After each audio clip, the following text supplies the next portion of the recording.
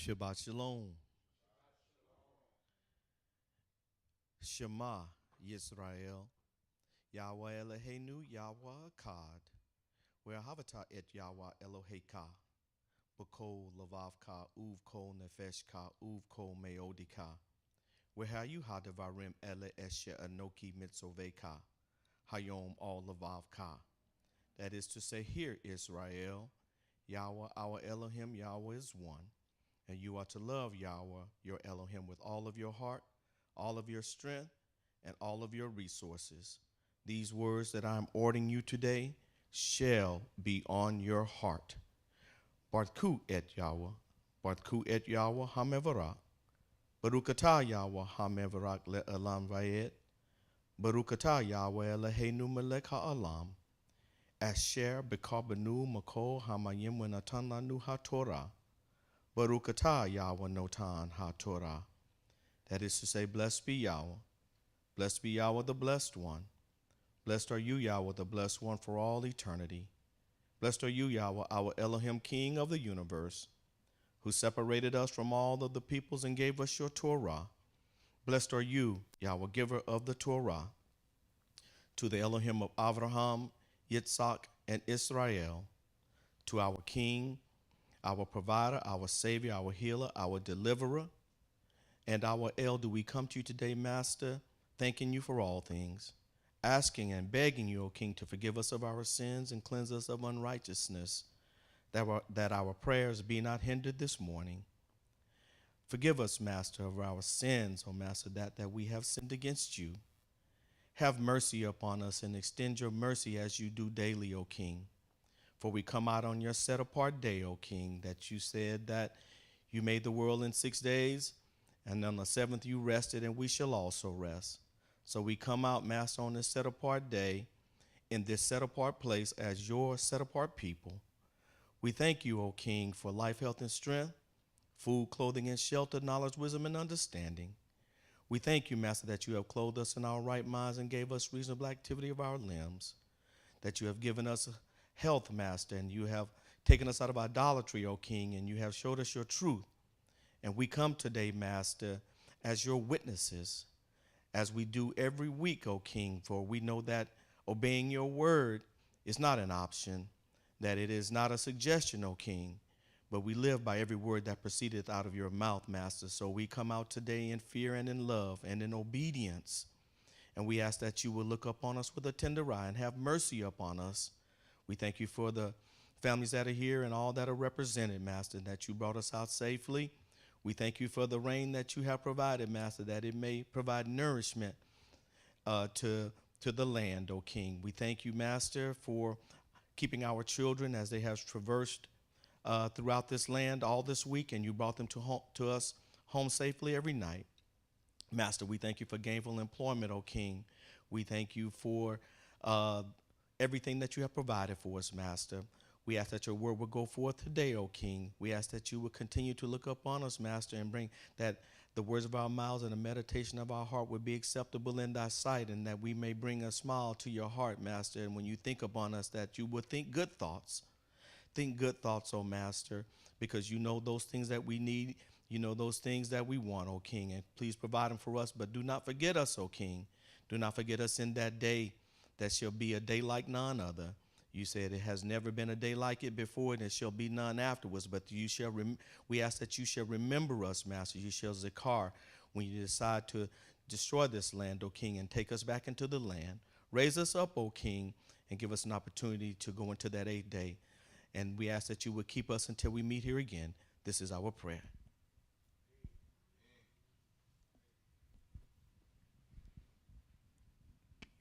We're going to be reading from Psalms 19 and Psalms 21.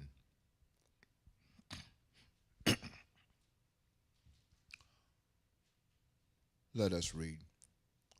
The heavens declare the glory of Yah. The dome of the sky speaks the work of his hands. Every day it utters speech. Every night it reveals knowledge. Without speech, without word, without their voices being heard, their line goes out through all the earth, and their words to the end of the world. In them he places a tent for the sun, which comes out like a bridegroom from the bridal chamber, with delight like an athlete to run his race. It rises on one side of the sky, circles around to the other side, and nothing escapes its heat. The Torah of Yahweh is perfect, restoring the inner person. The instructions of Yahweh is sure, making wise the thoughtless. The precepts of Yahweh are right, rejoicing the heart. The mitzvah of Yahweh is pure, enlightening the eyes.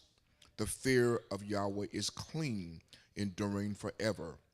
The rulings of Yahweh are true, and they are righteous altogether, more desirable than gold, than much fine gold. Also sweeter than honey, or drippings from the honeycomb. Through them your servant is warned. In obeying them there is great reward. Who can discern intentional sins? Cleanse me from hidden faults. Also keep your servant from presumptuous sins, so that they won't control me. Then I will be blameless and free of great offense. May the words of my mouth and the thoughts of my heart be acceptable in your presence, Yahweh, my rock, my redeemer. Amen. Psalms 21, the Helium 21. Yahweh, the King, finds joy in your strength. What great joy he displays in your victory. You give him his heart's desire. You don't refuse the prayer from his lips. For you come to meet him with the best blessings. You place a crown of fine gold on his head. He asks you for life. You give it to him. Years and years, forever and ever. Your victory brings him great joy. You confer on him splendor and honor. For you bestow on him everlasting blessings. You make him glad with joy of presence. For the king puts his trust in Yahweh. In the grace of Elion, he will not be moved. Your hand will find all your enemies. Your right hand will overtake those who hate you. At your appearing, you will make them like a fiery furnace. Yahweh will swallow them up in his anger. Fire will consume them. You will destroy the earth, their descendants, rid humankind of their posterity. For thy intent is evil against you. But despite their scheme, they won't succeed, for you will make them turn back by aiming your bow at their faces. Arise, Yahweh, in your strength, and we will sing the praises and praise your power. Amen. You may be seated.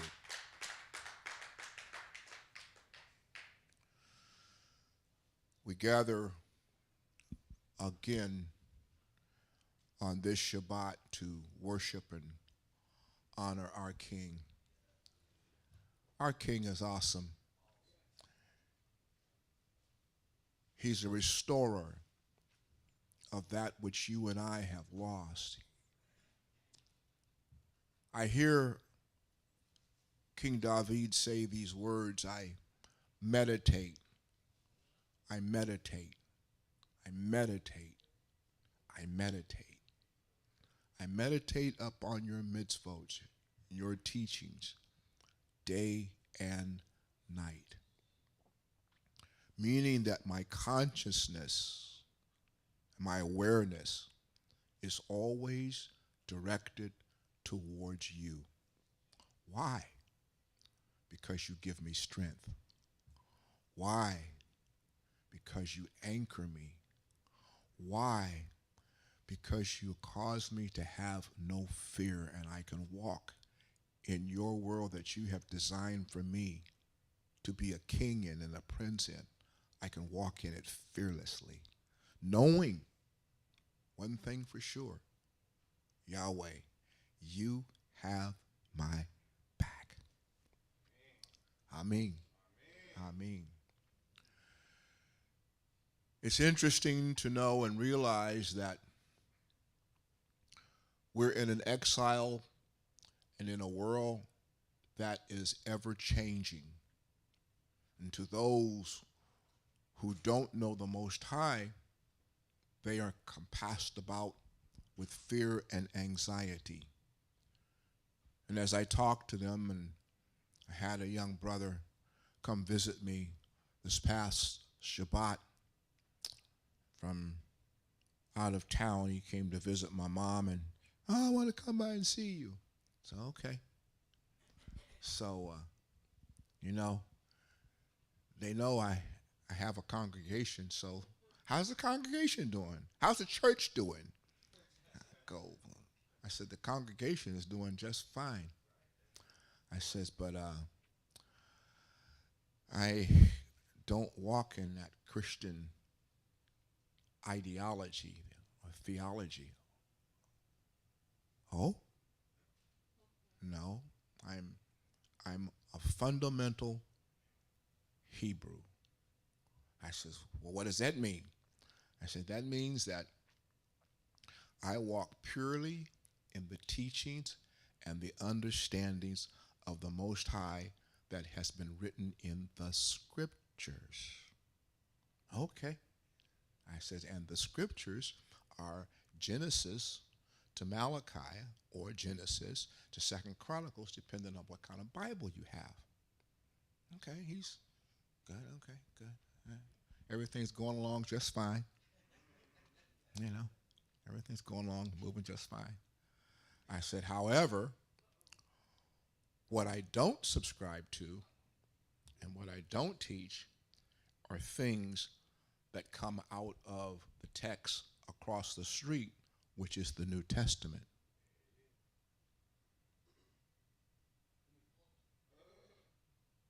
Well, what do you mean?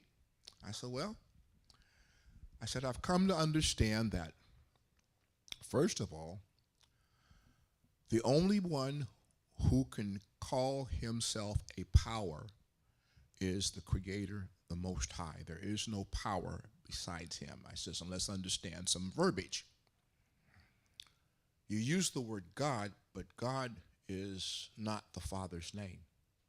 So as a matter of fact, I go on to explain to him how the Eurocentrics have removed the knowledge of the Father's name out of Scripture so that you would never know what it is.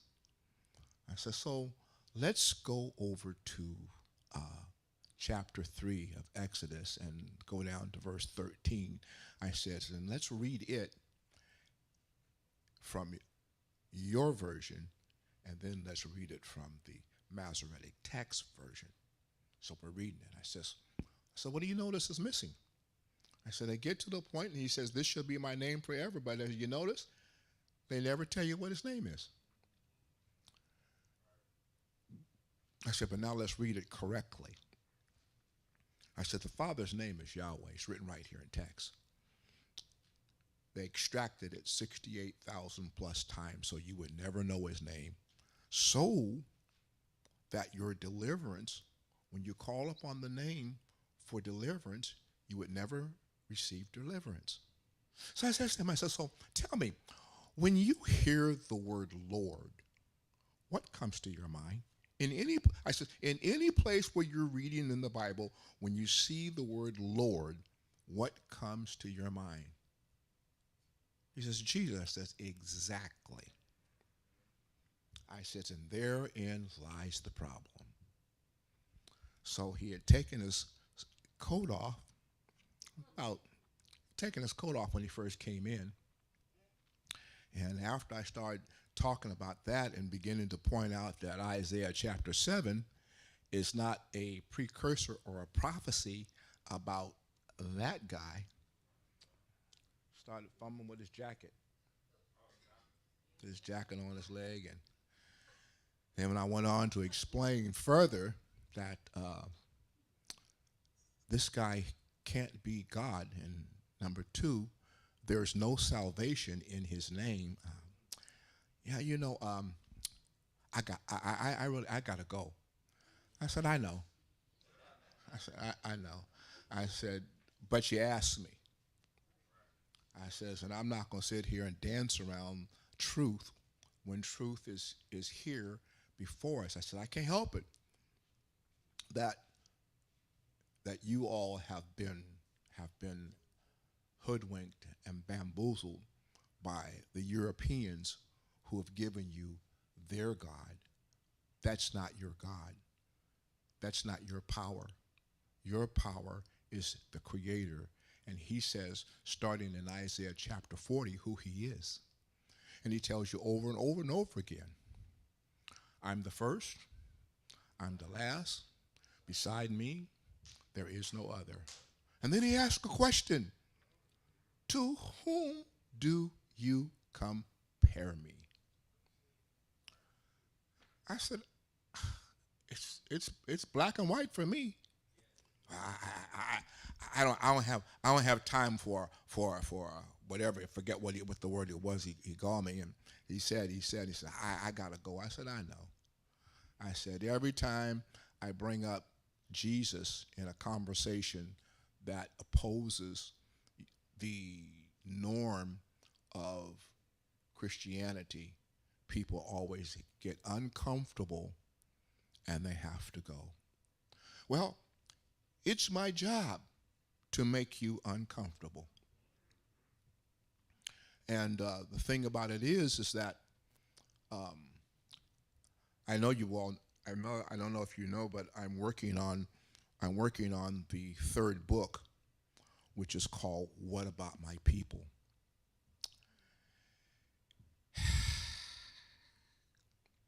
There is a piece in there that, and I write in the article in the book. I says, if you're still reading at this point, because I'm telling you historically and factually how the name Jesus came into existence. And I said, it's not in Scripture. And I says, the origin of the name came out of the Nicene Council of 325 A.D. I says, and before that, I says, there was nobody called Jesus. And I'm writing this article, and I'm looking at it, and I don't know if you all know this or not, so I'm going to share it with you. In the Council of A.D. 325, Constantine called his presbyters together, and he asked them to go off and come up with a name for their God and their religion. Because when Constantine came to power, there were many religious factions. And so his desire under his rulership was to bring all those religious factions into one and make one religion out of them all. So he brought them all together. And the presbyters went off, and they came back with a long list of about 50 names. They narrowed it. It took them about a year or so, and they narrowed it down to 3 names. So if I can remember, one of them was Jesus. Other one was can't think of it. Was oh my goodness, it's important. I can't think of it right now. They came up with 3 names, and he asked them to go away and vote and bring him back a name for this new God and this religion. Well, they didn't do it. So he, being the ruler, he brought back, and he brought two pagan names together. One was Jesus, and the other was Christos. I think it is Christos. I forget now. But anyway. And so what they did was they brought this name together and melded them both together. Both the names are connected with sun worship, and they're idolatrous altogether. So the name they came up with was Jesus. But if you go back and you do the study of the origin, there are two names, Isus, as I'm not even, yes, thank you, Brother Beacom, and so forth and so on. Well, with there not being a J that didn't come into existence until the 9th century, okay? So they called their God Jesus. Isus, Jesus, Isus. So if you look at the prefix of the name Jesus, Isus, it means, and it means Isus is the abbreviation for the name man. And Sus means horse. Think about it. Think about what they call their God. They call their God a man horse.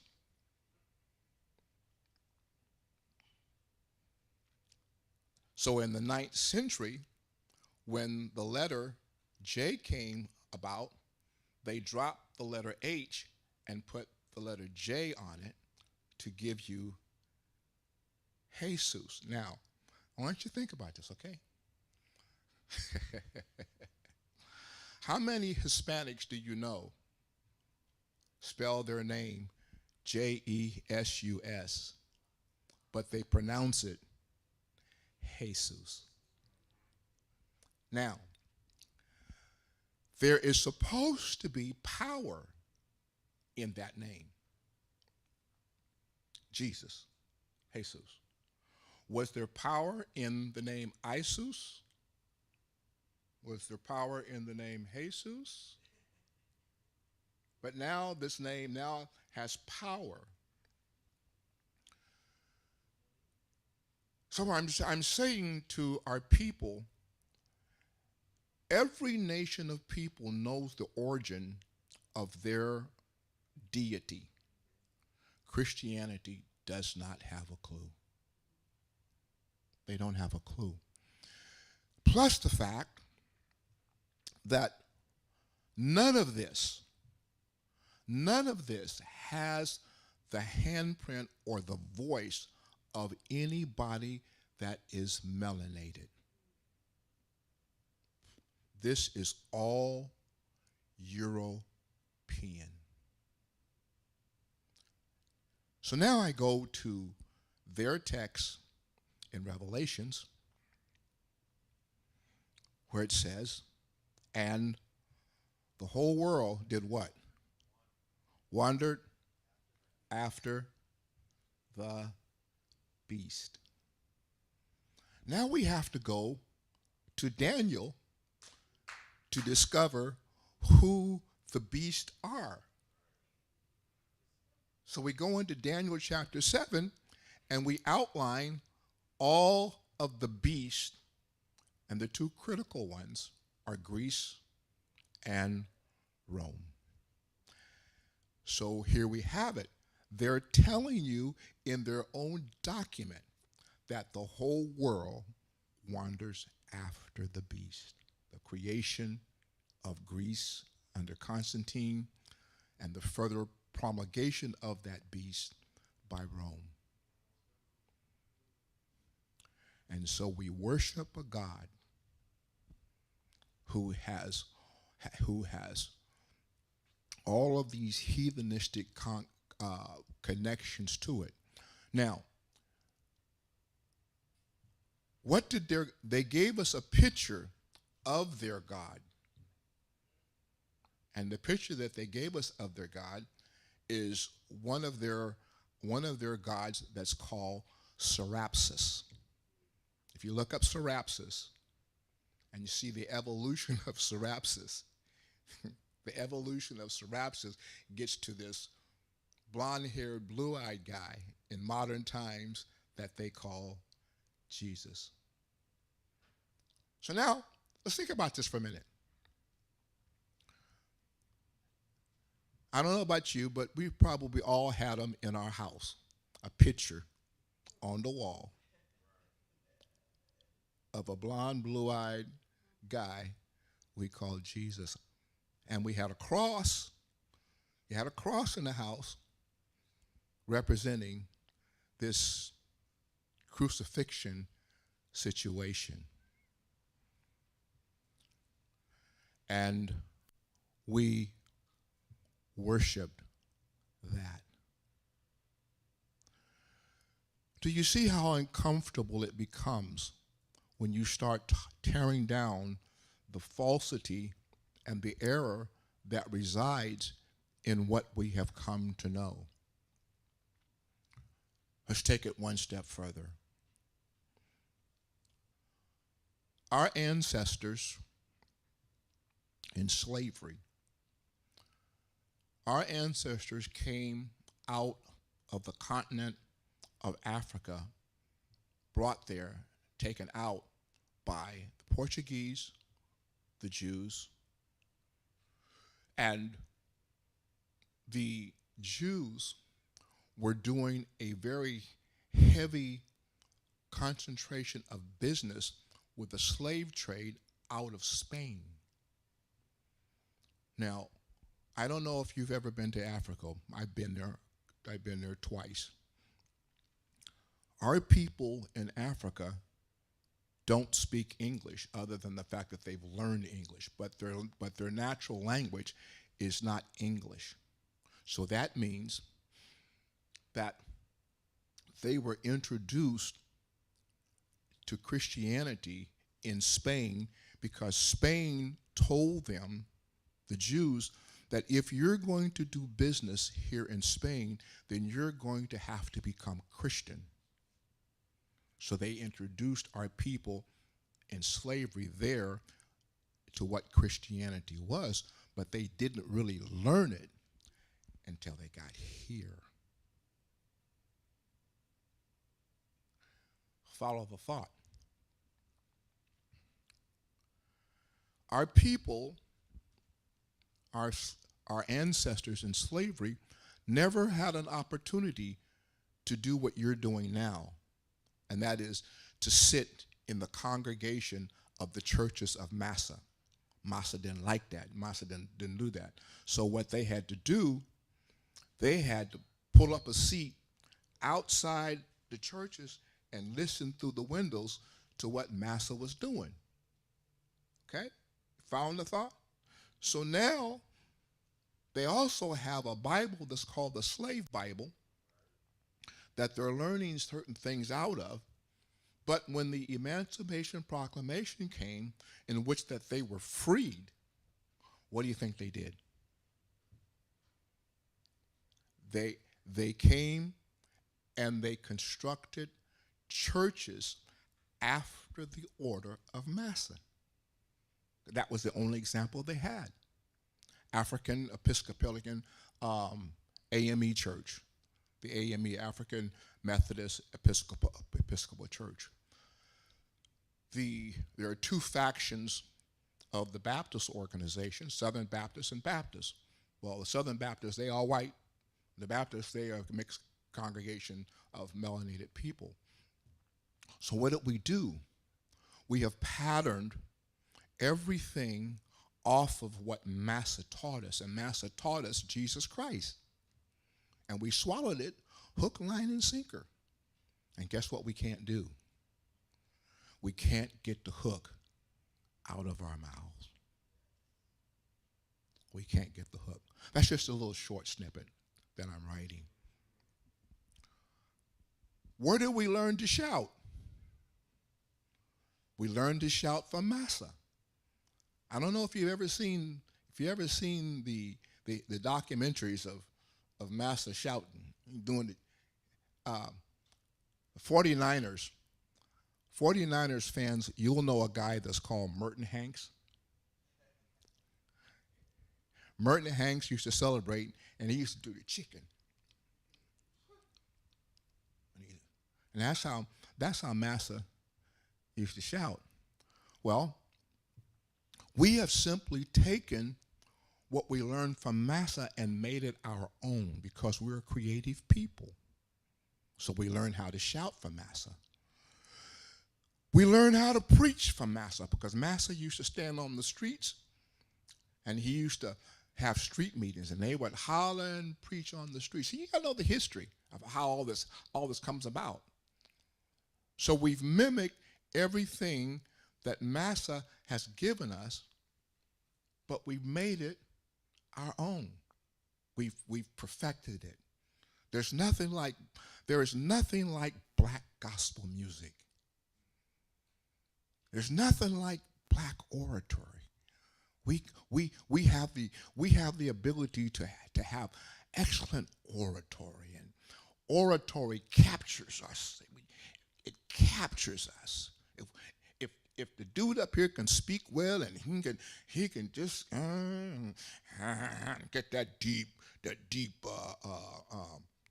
voice and project and speak well, man, we all into that.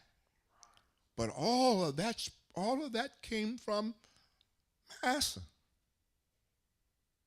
So now here we Hebrews arise. Here we come up on the scene and they question, so I've never heard this before. No, you haven't. You haven't heard it because it wasn't time for you to hear it.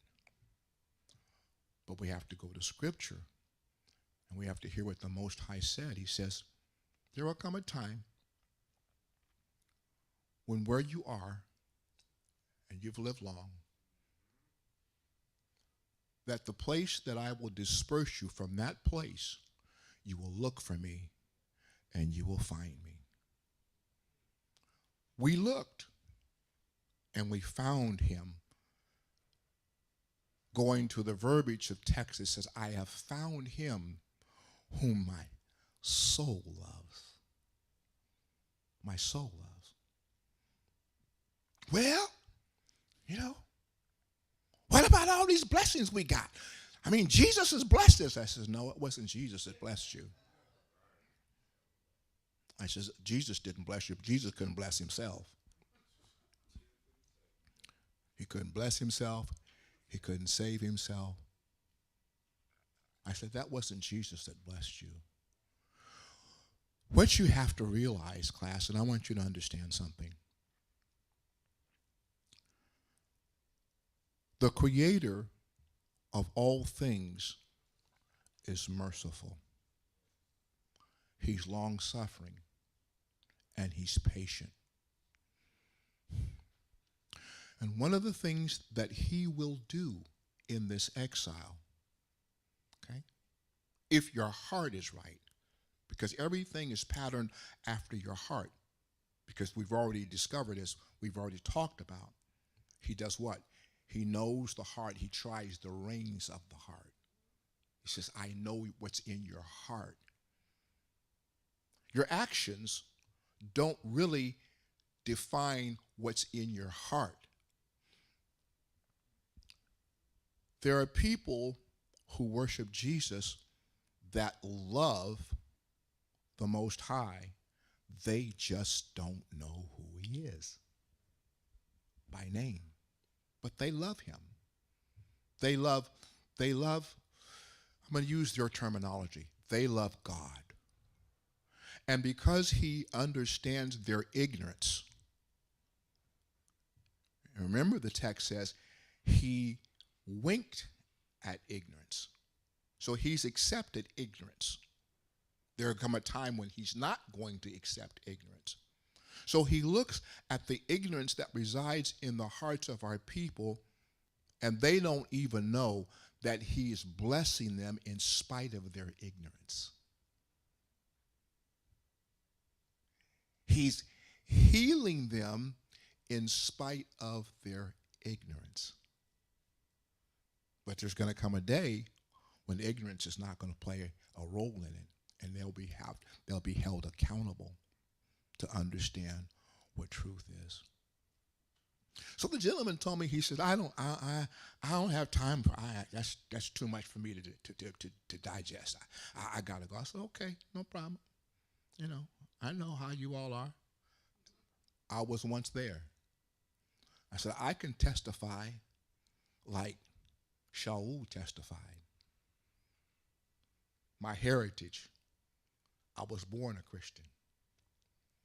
I was raised a Christian. I said, but like Shaul was proud to be a Pharisee because the Pharisees were the strongest sect of Torah observant people in those times. So he was proud of that. I can't say that I'm proud of being a Christian.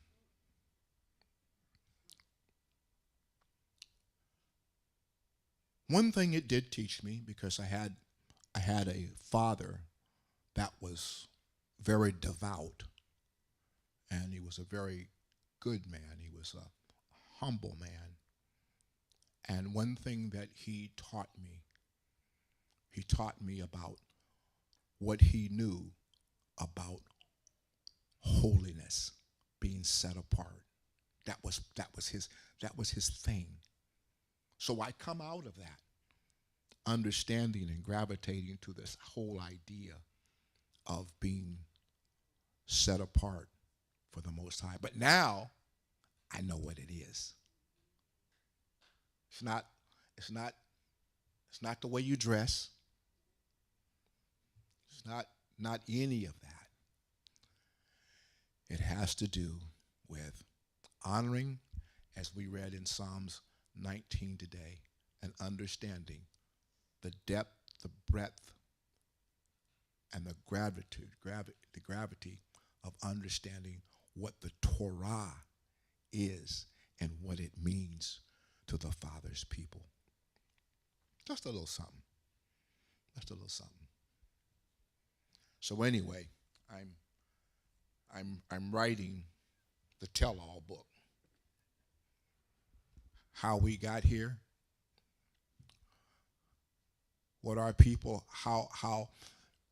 Remember the text, the Most High said, I am going to do something awesome through you. The awesome aspects have to do as you look around and you do something, you grab things, you really don't realize how much of an impact Hebrew Israel has had on society. You really don't. As I was doing research and looking at it, I said, man, every time you turn on the air conditioner, it's a Hebrew.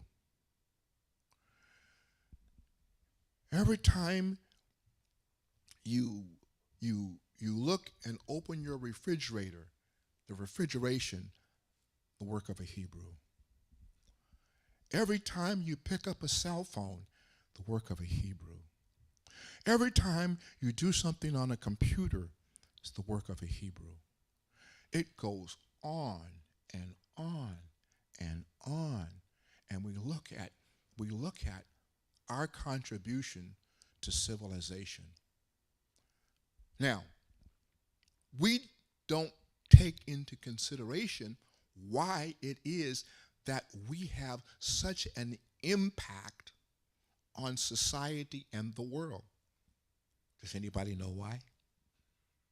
Do you know why? Do you know why? Think about it for a minute. Let's look at who we are.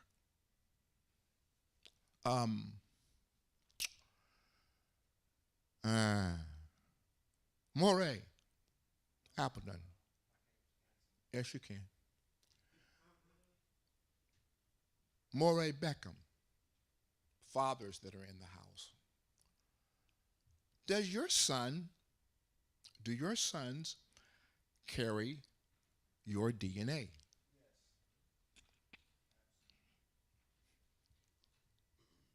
See where I'm going with this? Who's our father?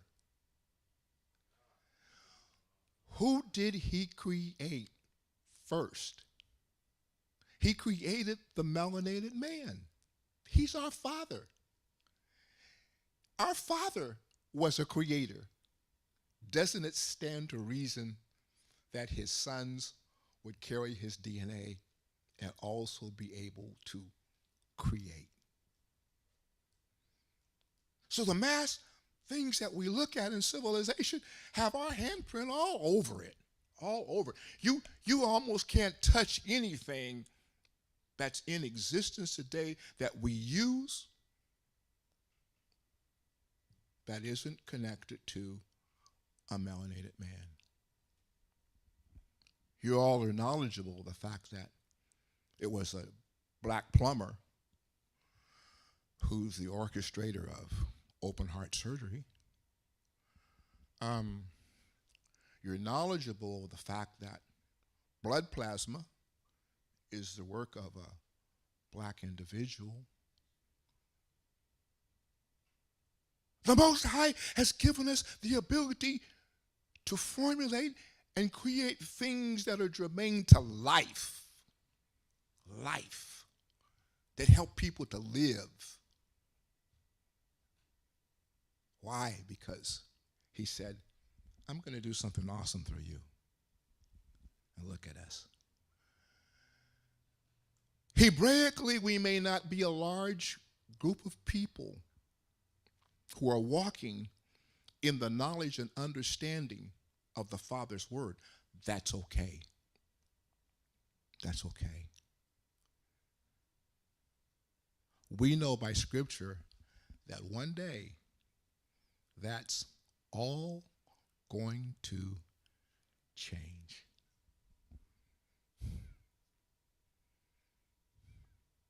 And in this exile, the Most High has always dealt with a remnant of people. He's always worked through a small group of people. So we look at ourselves and say to ourselves, you know what? I'm okay. I'm all right. It doesn't make any difference which direction this world goes in, because I have turned back to the ways of the Most High. Beckham, Vernice, Appletons. You can go to bed every night knowing that as long as your family walks under the umbrella of the Most High, your children will always come home safe. Now, y'all didn't get that. Didn't get that. You know that your children, your sons, your daughters, your children will always come home safe. You know why you know that? Because the Most High said to Hebrew Israel, my eyes are always upon you. And not only are my eyes always upon you, but there is a greater thing. He says, you are the apple of my eye. My eye. The world and Christianity believes that he has forsaken us. Oh, no. But they didn't read Jeremiah. And if they read it, they didn't understand it. Because the nations come back and say in Jeremiah, our fathers inherited lies. We thought he had forsaken you. But Jeremiah prophesies into a place and time where Israel once again is in grandeur and living well. And they looking at you and go, what the heck? We thought we were told that he had forsaken you. And I remember being in Christianity where we used to teach replacement theology out of Romans, that the church, now here's what you have to understand. How many of you know what the word church means? Anybody know what church means? What does church mean? Yes. Huh? That's part of it, but what's its connection? When you hear the word church, what is it? Anybody know? The word church is always a term that's connected to Rome. Rome is the church. Catholicism is the church. So they taught that the church replaced Israel. But when we read the text, Most High said, nah. It may look like I have abandoned them, but I have not abandoned them. Well, that's just a little something for you to think about.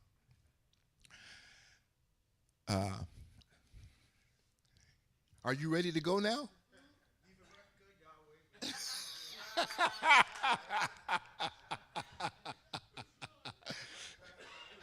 I'm going to tell on him. I'm going to tell on him. I'm going to tell on him. I'm going to tell on him. So he calls me this week, and he says to me, I need you to do something for me. I go, okay, what is it? He says, I need you to take a little time because I'm going to be really brief today. I don't have a lot to say, so I need you to take a little time. I said, Sean, when I get up here, I don't know what I'm going to say. Sometimes it's brief, sometimes it's long. I don't know. But let me confess to you, all this I just told you today was not prepared in my mind to say. So now, with all that being said, here's the Moray, Sean Appleton.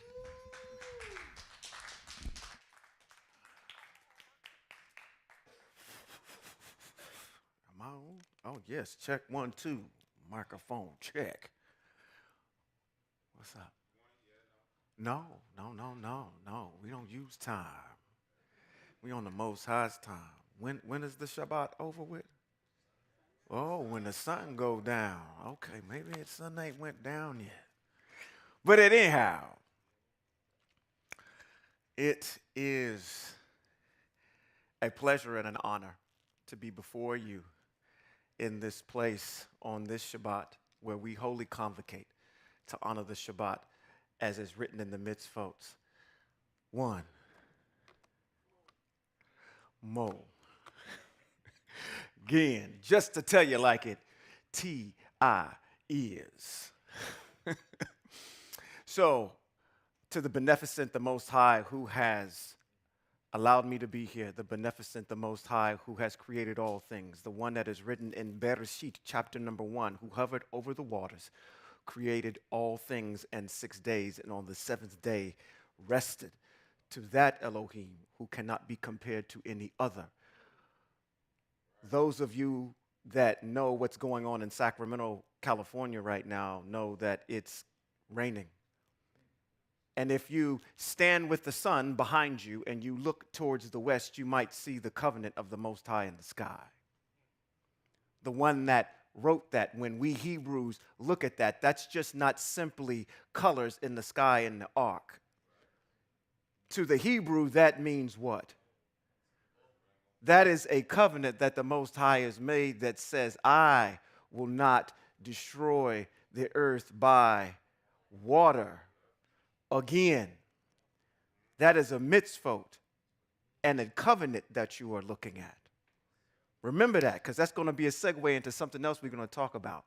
I'm talking about the Most High right now.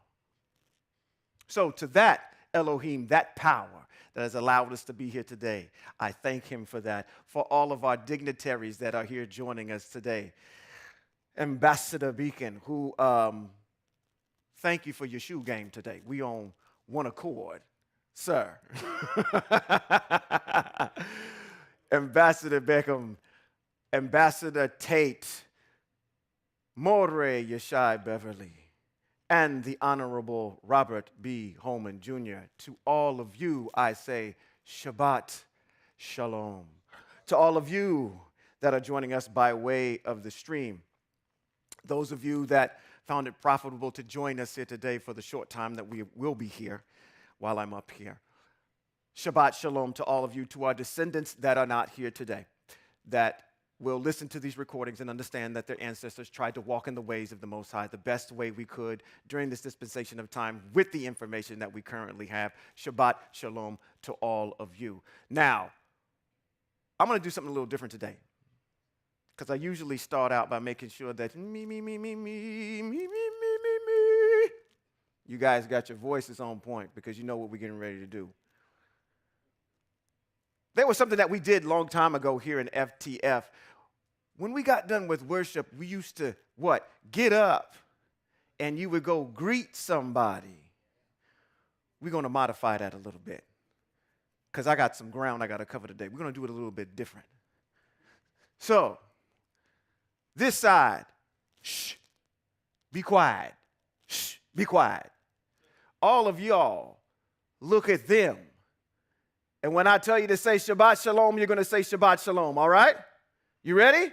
Shabbat Shalom. Shabbat Shalom. Y'all back at them. Shabbat Shalom. All right, Shabbat Shalom to all of you here that are joining us today in our studio audience. Let's get right into it. We are continuing our study of some mitzvot in Vayikra. What does Vayikra stand for? And he called. What does Bereshit stand for? In the beginning. Shemot, the names, Bad Midbar. So, something happened in the wilderness, and Divarim, the words. We can always remember that in Vayikra it says, and he called. Who called? The Most High called to Moshe and said, tell the children of Israel, or I like to call them the empire of Israel, these mitzvot. And in Divarim, we have Moshe telling the children of Israel, the empire of Israel, the mitzvot that the Most High has given him. So, that's how we get. These are the words that were spoken to the children of Israel by Moshe. That's how Divarim starts out. Okay? So we are in the book of Vayikra. I'm going to do a quick check real quick to make sure you're still with me. Chapters 1 through 4 dealt with offerings. Where does the offering start? No. Thank you. The offering starts here. The offering process starts here. We spent a lot of time proving that the intent, you turning, recognizing, making accountability within yourself, being remorseful if there was a violation, having your heart right first. Something went wrong. Please try again. I don't think so, Siri. It starts in the heart. Once it starts in the heart, then we go into Vayikra chapter numbers 1 through 4, which gives us the process of the preparation of the sacrifice that we're getting ready to make. And then once that's prepared, then we offer that to the Most High. Does the Most High have to accept your offering? No. He searches the heart.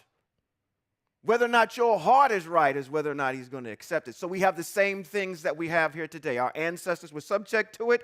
We're subject to the same process. And what is that? It starts where? In the heart.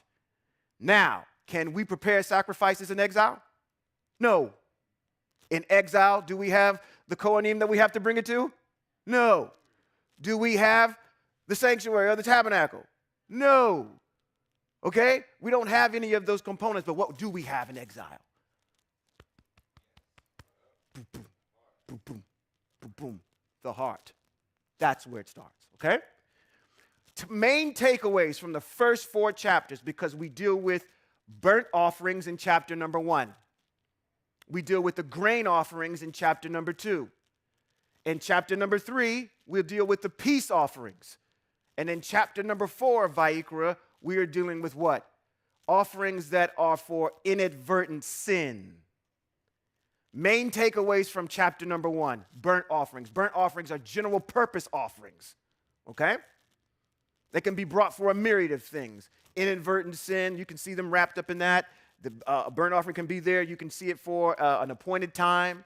You can see it for anointing the set-apart things of the tabernacle, even the tabernacle itself. It's kind of a general purpose offering. What I want you to take away from that is not knowing the necessary, all of the processes that are there, but I want you to know that it can come from the herd, or it could come from the flock, or it can be a bird.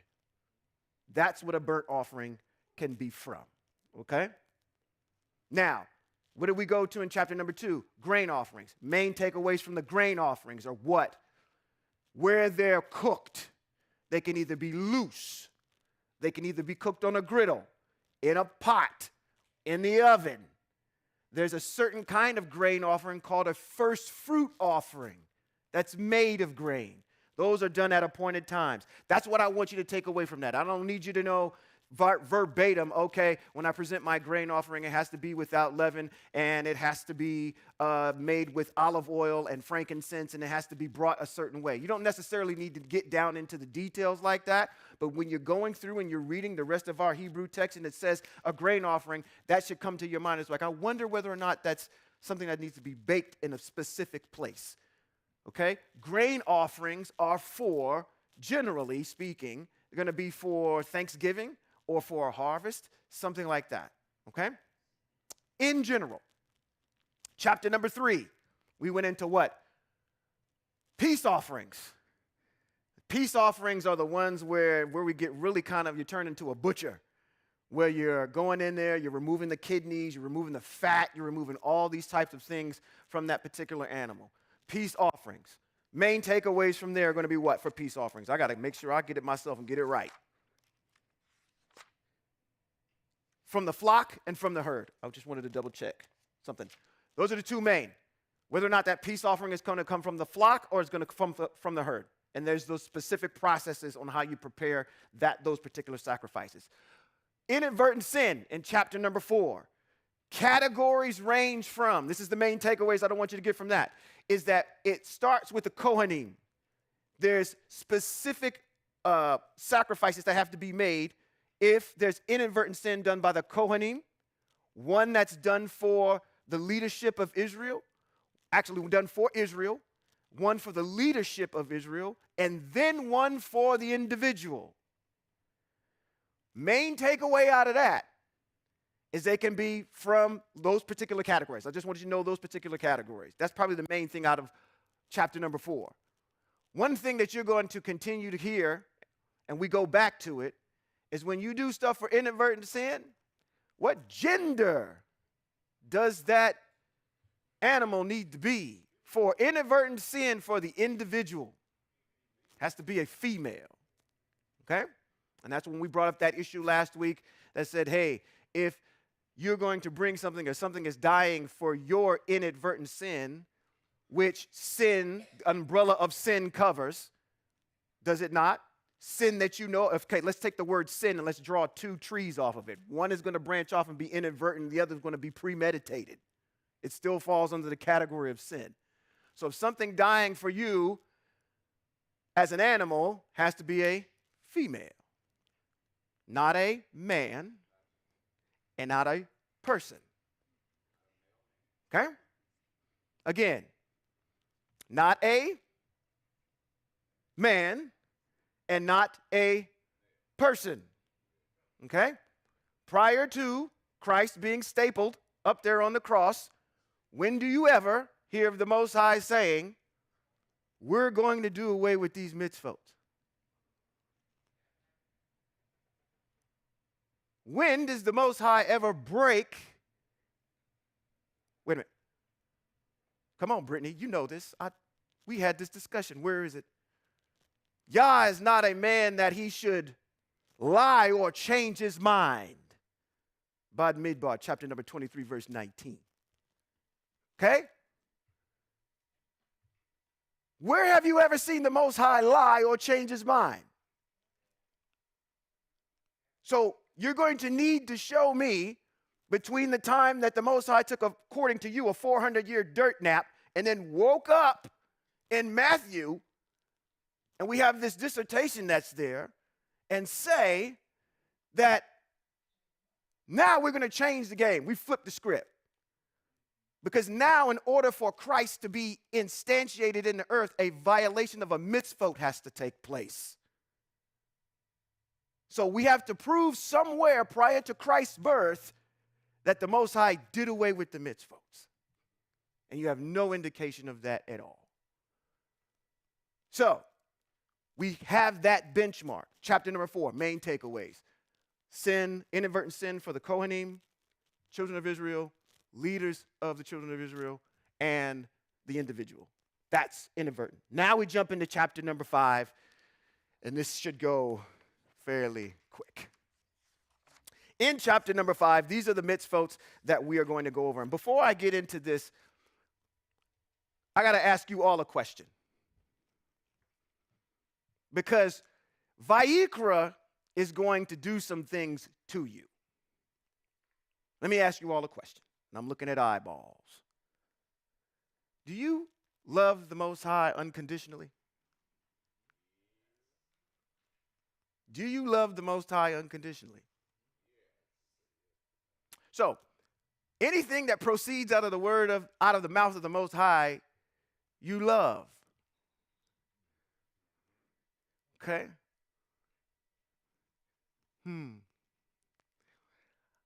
I would keep that in mind while you're reading Vayikra.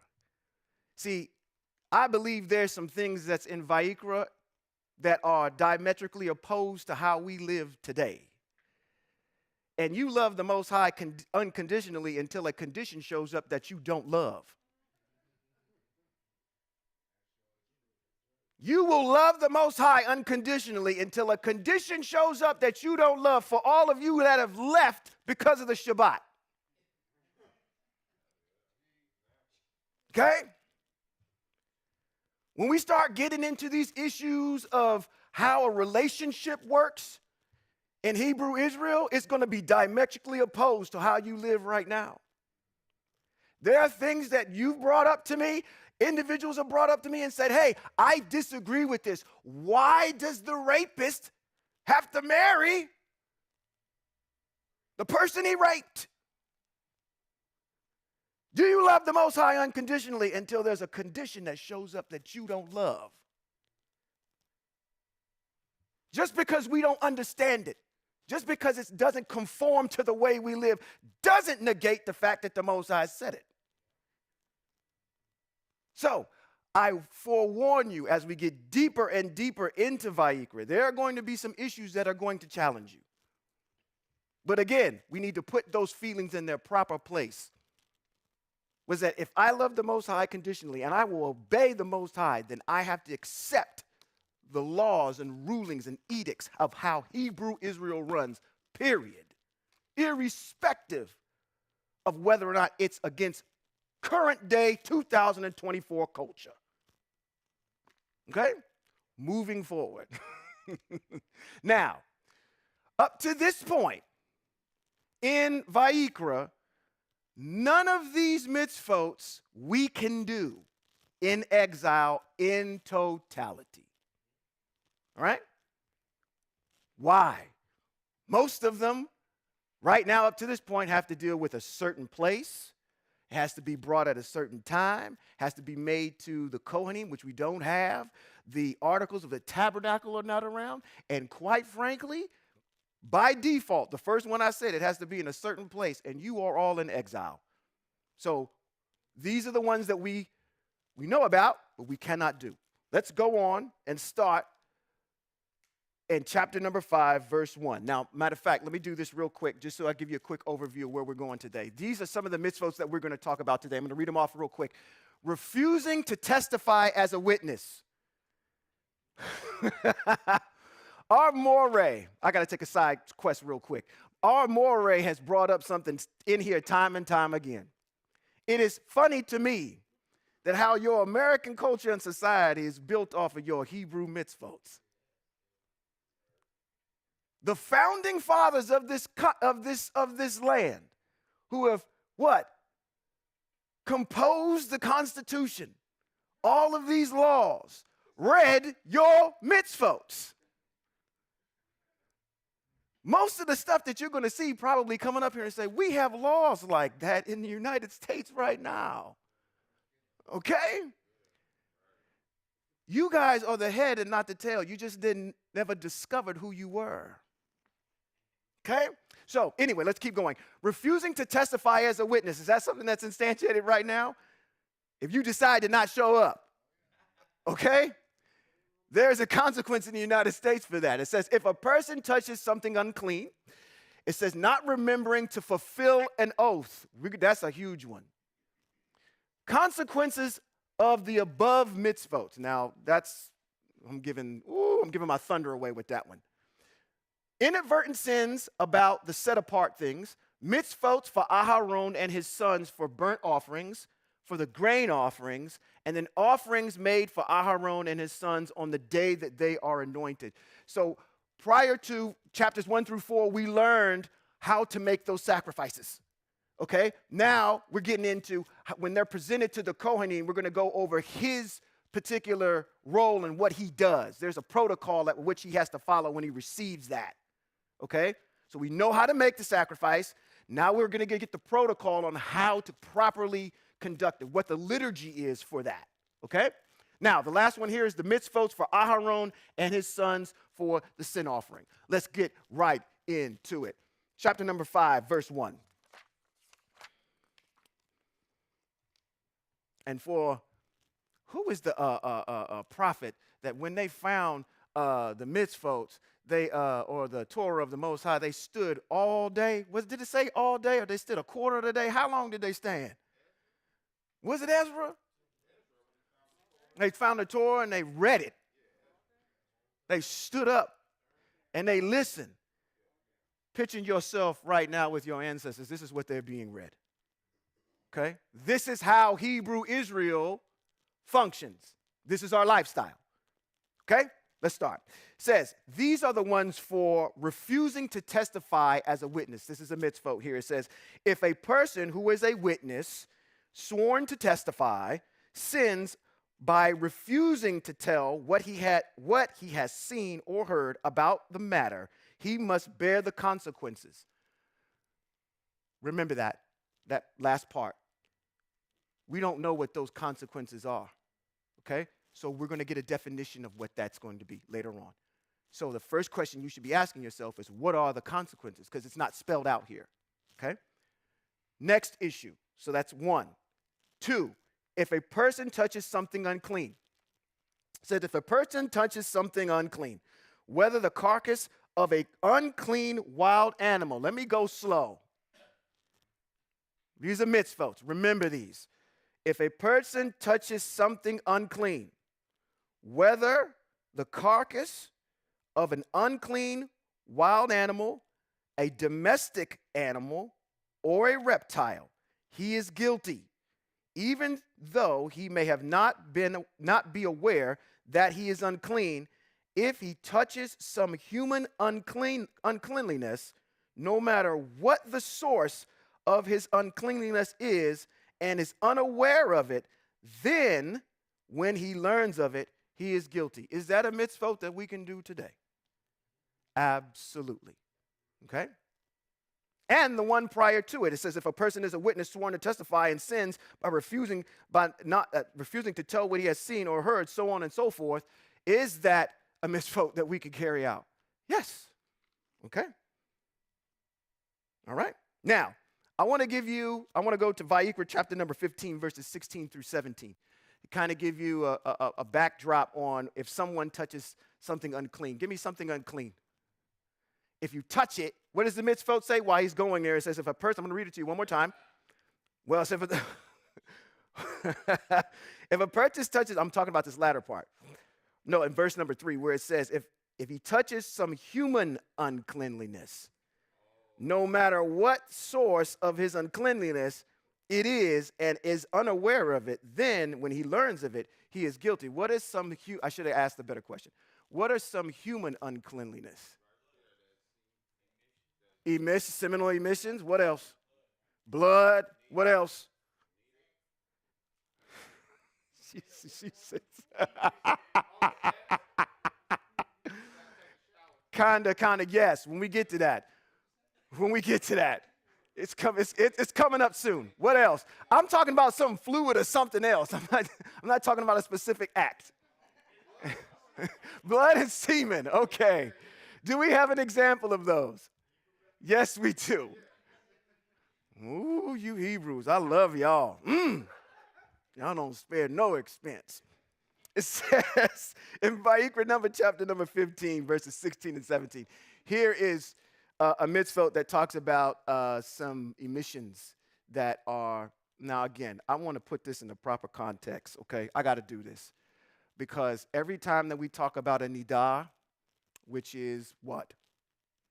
Which is a menstrual cycle, okay? Anytime that we talk about a seminal emission, okay, that comes from a man, all right? It says that you're unclean for a certain period of time. I do not want any man or any female to be degraded or have some type of insecurity because it says unclean, okay? That has nothing to do with saying that you in the sight of the Most High are less because of a normal bodily function that happens that's programmed in your body, okay? Let's get that square. It's not something to play you small, okay? Now, what that simply means is this. If I go outside and I go fishing, if I go outside and I play basketball, if I'm outside and I'm gardening and I work up a sweat and I get unclean, what do I need to do? Wash. Am I less of a person? No. Okay? Stop associating being unclean with something negative in the sense that, okay, because just the way you're framing it. Like, oh, I'm less in the sight of the Most High because I'm on my nidah. No. It's not how it works. Okay?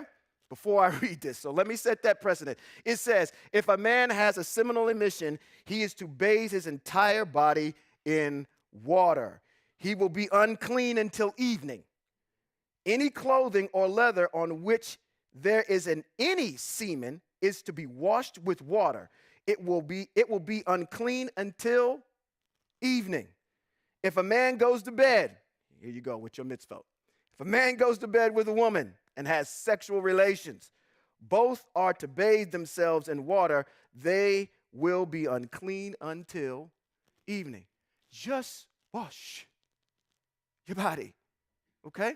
There's some things that you can't do while you're unclean, and we'll get into those as we get into the mitzvot, but those are going to be things that are going to be addressed with the tabernacle, okay? So just relax. It's not that big a deal, okay? Just wash up. But you should be doing anyway. I was going to say walking on crusty and anything else. Okay, anyway. This is proper hygiene. And too bad it's a mitzvah. I'm sorry. The Most High wants you to wash your butt.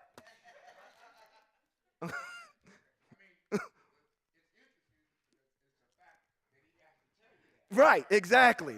For the dirty of you among us. The Most High spells it out. Okay. Let's jump back into Vayikra chapter number 5. We'll pick up with verse number 4. Now, we went over 2 mitzvot already. We went over these first 2 that I have on the board, which is refusing to testify, and the next one, if a person touches something unclean. We just went through that. Now we're going to go to the third one here, which is in verse 4. It says, if someone allows to slip from his mouth an oath to do evil or to do good, and he doesn't remember that he clearly spoke this oath, then no matter what was about, when he learns of it, he is guilty. Now, we're going to take a little sidebar real quick. You're going to have to follow me back there, Johan. I'm going to Bereshit chapter number 17. Is the Most High bound by his word? Does he have to follow his own word? Okay. Prove it. Where in text can you show me an example? I just gave it to you because I told you we just went there. I just gave you the chapter and verse. Where the Most High makes an oath or does something and he has to keep it. Bereshit chapter number 17 is a clear example of this, because what it shows is the oath that the Most High made. And it's good for us to read this, because this is the contract between the Most High and Abraham to deliver Abraham's descendants into the land. Let's start at the top. It says, when Avram was 99 years old, Ehyeh appeared to Avram and said to him, I am El Shaddai, which means Almighty, El Almighty. Walk in my presence and be pure-hearted. I will make my covenant between me and you, and I will increase your numbers greatly. Avram fell on his face, and El continued speaking with him. As for me, this is my covenant with you. You will be a father of many nations. These are the criteria of the contract between the Most High and Abraham if he does what? Walk in his ways. Says, this is what I'm going to do. I am going to what? Increase. What? Your numbers greatly. Avram fell on his face, and El continued speaking with him. As for me, this is my covenant with you. You will be the father of many nations. Your name will no longer be Avram, exalted father, but your name will be Avraham, father of many. Because I have made you the father of many nations. I will cause you to be fruitful. I will make nations of you. Kings will descend from you. 7, I am establishing my covenant between me and you, along with who? And who are y'all? We're in gray. We're in orange. We're in white. We're in brown. We're in pink. We're in white. We're in green. Wearing that beautiful striped shirt. The descendants of whom? Thank you. Okay. So don't come over here, Christian church, claiming these blessings, and you don't, okay. Claim the Most High or the covenant. Because you know what? The covenant that the Most High says you walk in my ways, you said, we're going to do away with those and establish something else. Okay? So don't be claiming something that's yours. That real estate belongs to us, not you. Although you could partake in it if you just, anyway. It says, I'm establishing my covenant between me and you along with your descendants after you, generation after generation, as a what? Everlasting covenant. To be El for you and for your descendants after you. I will give you and your descendants after you the land in which you are foreigners, all the land of Canaan, as a permanent possession, and I will be their El. El said to Abraham, as for you, you are to keep my covenant, you and your descendants after you, generation after generation. Here is my covenant, which you are to keep between me and you along with your descendants after you. Every male among you is to be circumcised. You are to be circumcised in your flesh, in your foreskin. This will be the sign of the covenant between me and you. You carry the contract with you. Men. Wow, that didn't hit. Okay, but all right, let's keep going. You carry that covenant. All right? Now, there's a specific way. My sons carry that covenant because there's something in the mitzvot that says on the what day? 8th day. They are to be circumcised in their flesh, which both of them are abided by with the help of their mother and father to make sure that this covenant is perpetuated, what? Generation after generation. Okay? Now, what does it say here? It says generation, what did I leave off in 12? It says 12, generation after generation, every male among you who is 8 days old is to be circumcised, including slaves born within your household and those bought from a foreigner not descended from you. The slave born in your house and the person bought with money must be circumcised. So what does this talk about the foreigner too? If the foreigner is living with you and he's circumcised, then he has to be a part of Hebrew Israel. Okay, because what? It's a part of the covenant that the Most High made with Abraham. All right, let's continue to keep going. It says, not descended from you. 13, the slave born in your house and the person bought with your money must be circumcised. Thus, my covenant will be in your flesh as an everlasting covenant. Any uncircumcised male who will not let himself be circumcised in the flesh of his foreskin, that person will be cut off from his people because he has broken my covenant. You don't get out of it, gentlemen. Sorry. We're just reading the mitzvot. All right? Now, that's the covenant that was made between Avram and the Most High. Let's mosey on over to Bad Midbar, which means in the wilderness. Chapter number 14, verses 1 through 24. What I'm going to try to illustrate to you here is the issue that I brought up is there an example where the Most High has to abide by his own word? Okay? He made an oath. He made a covenant. He has to abide by it. And I asked I asked myself in front of all of you to prove it. I'm giving you the backstory of what the covenant was, where it was established. Now let's see what happens here in 14. There's something that happens here prior to this. How many individuals go out and seek the land? When they're out in the wilderness, there is a reconnaissance that's been sent out. And they say, we saw what was over there.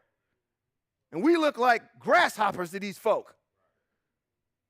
10 came back with what we call an evil report, which was like, we're going to lose.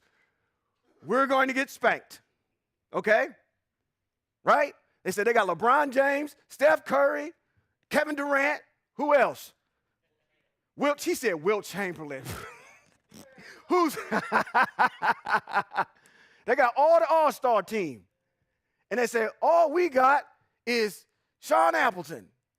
And he can't play a lick of basketball. And then 2 of them came back and they said, but do you realize that Sean Appleton plays basketball with the Most High? So whoever you got as an MVP on there, do you realize that who he playing with? So that's what Yehoshua and talk about breaking somebody's ankles. When Yehoshua and Caleb come back, they say, we can take them. Why? Because we got the Most High. All right? So this is what's happening here prior to this in 14. All right, so it says, at this, the people cried out in dismay. They told everybody, hey, we're going to lose against these people. So the people cried out in dismay and wept all night long. Moreover, all the people of Israel began grumbling against Moshe and Aharon. The whole community told them, we wish we had died in Egypt, or that we had died here in the desert. Why is Eye Asher Eye bring us to this land where we will die by the sword? Our wives and our little ones will be taken as booty. Wouldn't it be better for us to return to Egypt or Mitzrayim? And then they said to each other, let's appoint a leader to return to Egypt. What do we got a mitzvot that's already in play underlining here? Because we know the mitzvot. Who selects the leader of Israel? The Most High. King David was selected that way. Melech Shaul was selected that way. Okay? So all the leaders were accepted by the Most High. What did they say in here? They said, let us appoint what? A leader to return to Mitzrayim. Oh, wow. See, you can't get away. It's like Jesus Christ and Donald Trump in here. Y'all cannot get past talking about these folk in here. Okay? 5. It says, Moshe and Aharon fell on their faces before the entire community of the people of Israel. Yehoshua, the son of Nun, and Caleb, the son of Yefunni, from the detachment that had reconnoitered the land, tore their clothes and said to the whole community of Israel, the land we passed through in order to spy it out is an astoundingly good land. If Eye Asher Eye is pleased with us, then he will bring us into the land and give it to us, a land flowing with milk and honey. Just don't rebel against Eye Asher Eye, and don't be afraid of the people living in the land. That's in Devarim, chapter number 20. When you go to war, you're not to be afraid. Okay? It says, do not be afraid. Just don't rebel against Eye Asher Eye, and don't be afraid of the people living in the land. We'll eat them up. Right? It says, their defense has been taken away from them. And Eye Asher Eye is with whom? He's with us. Don't be afraid of them. But, verse 10, but just as the whole community were saying that they should be stoned to death, this is whom? Caleb and Yehoshua should be stoned because you're trying to get us killed. And they said, you know what? We're getting ready to stone you two. We don't need you rebels around us. They said, as soon as they're getting ready to stone him to death, it said the glory or the Shekinah of Eye Asher Eye appeared in the tent of meeting to all the people of Israel. Yahweh showed up. It says, Yahweh, Eye Asher Eye said to Moshe, how much longer is this people going to treat me with contempt? How much longer will they not trust me, especially considering all the signs I have performed among them? I am going to strike them with sickness, destroy them, and make from you a nation greater and stronger than they are. Why is the Most High saying he's going to kill them? Why is he deciding to kill them? Why kill them? To prove a point? I would offer this. We just read that the Most High made a covenant with Abraham that says, I'm going to deliver your descendants into the land. Now this group is not allowing me to honor that covenant because they won't go. How can I fulfill my word if the horse won't move? I'm trying to get the horse to water, but come on. And the Most High is fed up now. He says, you know what? I'm going to kill them, all of them. But wouldn't that be a violation of the covenant? To say, I'm going to kill all these people. Because I'm supposed to deliver them into the land. So you see the kind of the dichotomy that's going on here? There's a problem. I want to kill all these people, but I can't do that because I have to honor my covenant. But also, if I speak something as Eye Asher Eye, I can't renege on it. I'm going to kill them. How am I going to kill them? I'm going to let you die off. So everybody that's out here, 40 years old and younger, you're going to see it. Everybody else, you're dead. I killed 2 birds with 1 stone. I said I was going to kill all of y'all, which I did, because all of y'all that are out here ain't going to see the land. You're going to die off. But I'm going to keep you out here long enough so you can create another generation that will see it. So I, on the one hand, honored my covenant with Abraham by getting a generation in there, which I said I was going to do. And at the same time, I said I was going to kill you all, and that's exactly what I did. I kept you out there long enough so I could do it. Okay? We have examples here with when the Most High speaks something, he's not going to renege on it. If he says you're dead as fried chicken. How he does it is how he does it. Okay? Just don't think when you're reading this, he said, oh, okay, well, Moshe said something and, oh, okay, I relented. Nuh-uh. They had a price tag on their head. My goodness, this is getting a little hot up here. Oh, burning me up. Oh, here we go. Come on. Come on. What's behind the curtain? What's behind the curtain? Let's put you right there. Okay. All right. What was y'all saying? Oh, y'all turning it down. Okay, good. Thank you.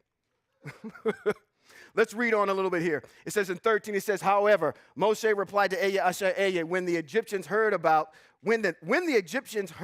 this, and they will, if you decide to kill them, Eye Asher Eye, the Egyptians will hear about this, because it was from among them that you, by your strength, brought this people up, and they will tell the people living in the land, they have heard that you, Eye Asher Eye, are with the people, that you, Eye Asher Eye, are seen face to face, that your cloud stands over them, that you go ahead of them in a column of cloud by day and a column of fire by night.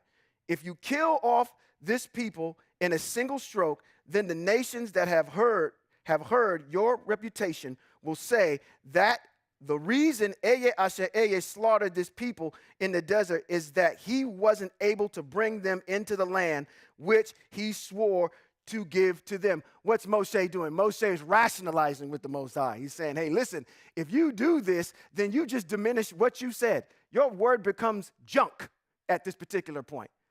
And again, you can't honor the covenant that's there.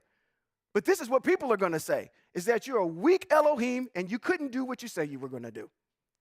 Okay? So he's appealing to the reason of the Most High, appealing on the behalf of the children of Israel. It says, now, please, let Eye Asher Eye power be as great as when you said. Eye Asher Eye is slow to anger,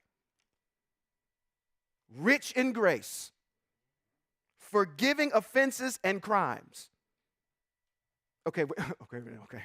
I'm sorry. Can I have another side quest? I just want to read this slow. That's my side quest. I just want to read it slow because y'all missed it. I didn't hear nothing. I wanted y'all to jump out your seat and run around this place, but you didn't do it. Okay, so I'm going to do it one more time. Hold on. Here we go. It says what?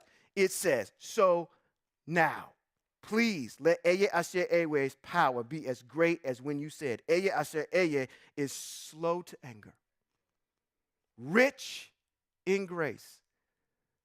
Come on. Are you not experiencing that right now? Is that not an attribute of the Most High? Is Moshe giving you an accurate depiction of how the Most High is, even to this day? But here's the third one, why I stopped. Because it says that Eye Asher Eye is what? Forgiving of offenses and crimes. So it didn't say Jesus Christ is forgiving of offenses and crimes. It says you are. If I'm going to be forgiven, I'm going to be forgiven by the Most High.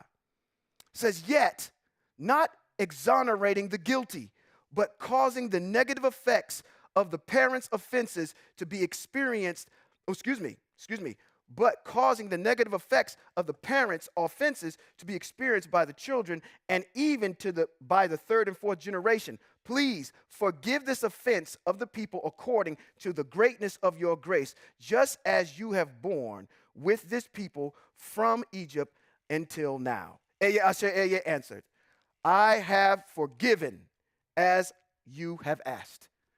A clear example of it had nothing to do with a burnt offering, had nothing to do with a grain offering, peace, or anything else.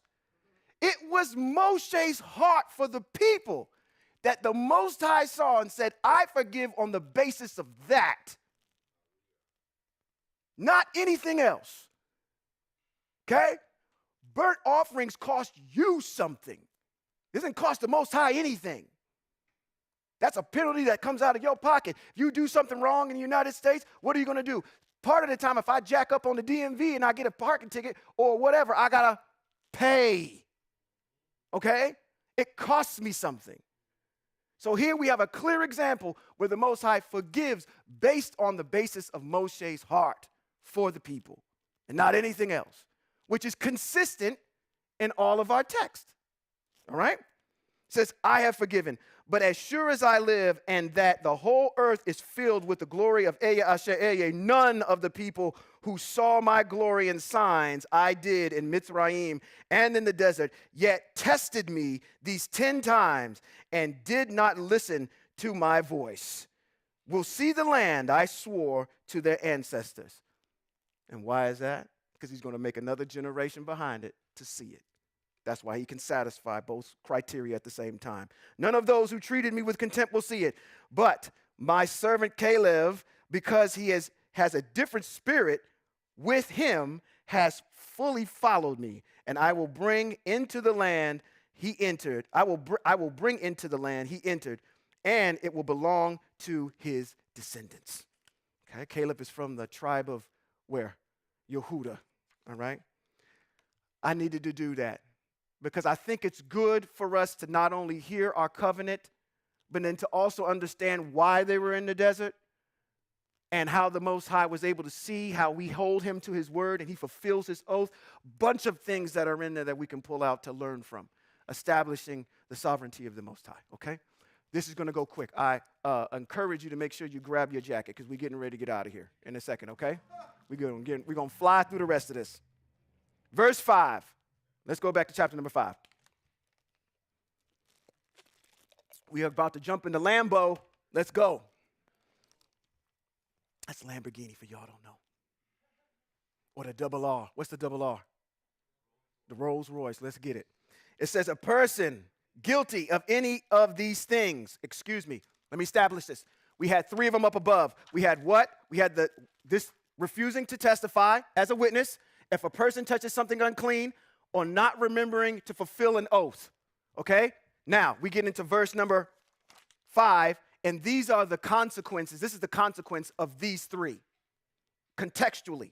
Okay? It says if a person guilty of any of these things, which is in the pretext, is to confess in what manner he sinned and bring his guilt offering. Remember it coming to your mind. Guilt offerings are associated with sin offerings. Okay? This is sin offerings. Guilt offerings and sin offerings. You'll see this in a second. To Eye Asher Eye, for the sin committed, so it is a sin offering that he's going to bring. It is to be a female from the flock. Is that true? For sin, for an individual, it has to be a what?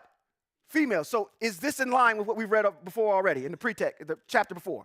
Yes. Okay, good. So it has to be a female, either a lamb or goat. We can bring it from the flock or from the herd. This is one from the herd.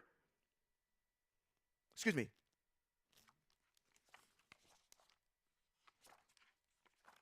It's from the flock. Yes, excuse me, from the flock. Either a lamb or a goat as a sin offering, and the Kohanim will make atonement for him in regard to the sin. If he can't afford a lamb, he is to bring as his guilt offering for the sin he committed 2 doves or 2 pigeons for Eye Asher Eye. The one is as a sin offering, and the other as a burnt offering. Said he is to bring them to the Kohanim, who will offer one for a sin offering first. He is to wring the neck, but not remove the head. Sprinkle some of the blood of the sin offering on the side of the altar and drain out the rest of the blood at the base of the altar. It is a sin offering. He is to prepare the second offering as a burnt offering in the manner prescribed. Thus, the Kohanim will make atonement for him in regard to the sin which he committed, and he will be forgiven. Verse 11, but if his means are insufficient even for 2 doves or 2 pigeons. So we couldn't continue to get in criteria. If you can't bring a female from the flock, if you can't bring that, then bring 2 birds. If you can't bring 2 birds, let's read what we got to do. But if his means are insufficient even for 2 doves or 2 pigeons, then he is to bring as his offering for the sin he committed 2 quarts of fine flour. What is that? Starting to get into what we would find in a grain offering, but he's going to offer it as a sin offering. So a lot of these offerings are going to be interchangeable, and they're mitzvot specific, okay?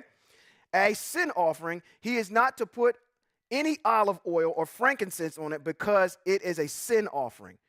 He is to bring it to the Kohanim, and the Kohanim are to take a handful of it as a handful of it and its remainder portion, and make it go up in smoke on the altar on the top of the offerings for Eye Asher Eye made by fire. It is a sin offering. Thus, the Kohen will make atonement for him in regard to the sin committed concerning any of these things, and he will be forgiven. The rest will belong to the Kohanim, as with the grain offering, acting or for the grain offering. Excuse me. Now, next one. Mitzvot. Inadvertent sin. Now, before we go on, can we do that one? No. Can't do that one. All right. Very good. So this is just for your hearing. Inadvertent sin regarding to things that are set apart. Saying that there's something that's set apart and there was something that was done improperly and you did it inadvertently. This is this one. It says, Aya said to Moshe, if anyone acts improperly and inadvertently sins in regards to the holy things or set apart things of Aya, he is to, what is the set apart things of the Most High? Yeah, come on. Temple, what else? Could Shabbats be set apart things for the Most High? That's the question on the table. Is it set apart? Is it made holy? Yeah, okay. So they can be things. They can be appointed times. Okay. So what does this mitzvot says? It says, Aya said to Moshe, if anyone acts improperly and inadvertently sins in regards to the set apart things, let's say you did something against the Shabbat of Aya, he used to bring his guilt offering for Aya, a ram without defect from the flock. Sin offerings can be rams. And we saw that in the previous chapter when we do inadvertent sins.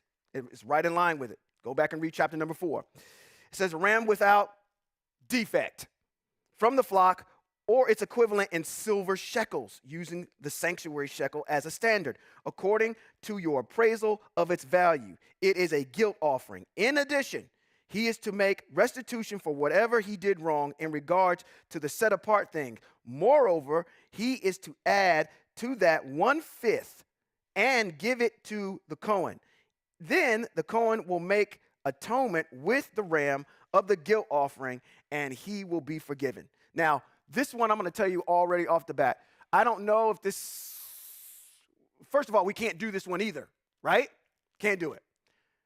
I'm interested to see how this one applies to the Shabbat when we get back into the land. I'm looking for some further clarification on this, especially in that latter part when it's talking about adding 1/5 to it. Okay? So I think in some instances, if this is a particular thing, then that would apply. Otherwise, maybe the teaching here is that what's above it is the only thing that you have to do. But again, this is a clarification and some things that we're getting in the weeds on about. This is a midrash mitzvot right here. But all in all, can't do it while we're in exile. Moving on. This is an interesting one because this is your mitzvot on intentional sin. We talk about here a lot in Vayikra chapter number 4 about inadvertent sin. This is the only place that I've found thus far that talks about premeditated sin. Okay? It says, if someone sins by doing something against any of the mitzvot of Aya concerning the things which should not be done, he is guilty. Even if he is unaware of it, meaning you were aware of it, and now there's a criteria that's added to it that says even if you were unaware of it too, and bears the consequences of his wrongdoing, he must bring a ram without defect from the flock, or its equivalent according to your appraisal, to the Kohen for a guilt offering, or i.e. sin offering. The Kohen will make atonement concerning the error which he committed, even though he wasn't unaware of it. He will be forgiven. It is a guilt offering. He is certainly guilty before Eye Asher Eye. This is the whole entire jump off from where we say, okay, what's stopping somebody from saying, okay, come on, Judy. What's stopping somebody saying, I'm going to violate this mitzvah, bring my little ram, and now I'm forgiven? There's two things in place that I'm thinking of. What's stopping somebody from doing it again? And then doing it again. Bring another ram, doing it again. Another ram, doing it again. First off, I know your heart as Most High, and I know that you probably didn't mean it the first time you brought it because you're supposed to be repenting, and you didn't, number one. But we see these texts where I pointed out that if you continue to keep doing it, what are you doing? You're being wicked. You're continually breaking the mitzvah, and you're aware of it, and you don't care. And wickedness is what? Systemic to the sin of idolatry and sorcery. And so therefore, you either get killed or you get cut off by your people. So there's only so many times that you're going to be able to do this. Technically, you should only be doing it once. I did know, or premeditated, I did it. I'm sincerely sorry, the Most High, I won't do it again. It should be a done deal. But if you're habitually doing this, don't expect that this is going to bode well for you, okay? Uh-oh, I messed up, y'all. He got up out of his seat.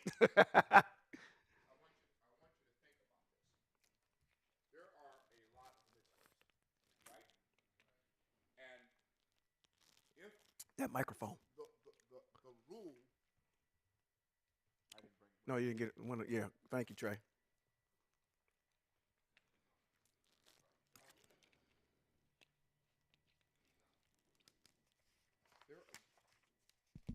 There are a lot of mitzvot. Mm-hmm. So the rule would apply. Let's say that I fail to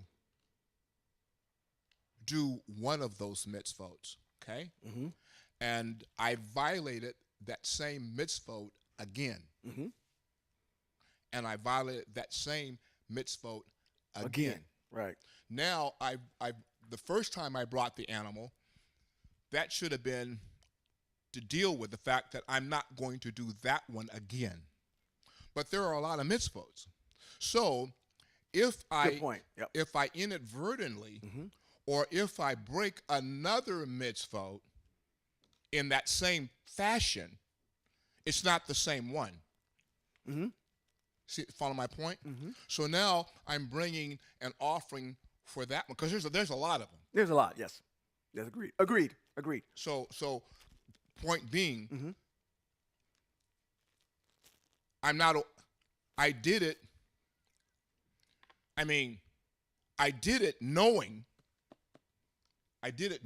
that I was going to do it, or I did it and I inadvertently did it. I didn't know I was going to do it. So now I'm guilty. I become aware of it. Mm-hmm. Now I have got to bring an offering. See my point? Correct, yeah.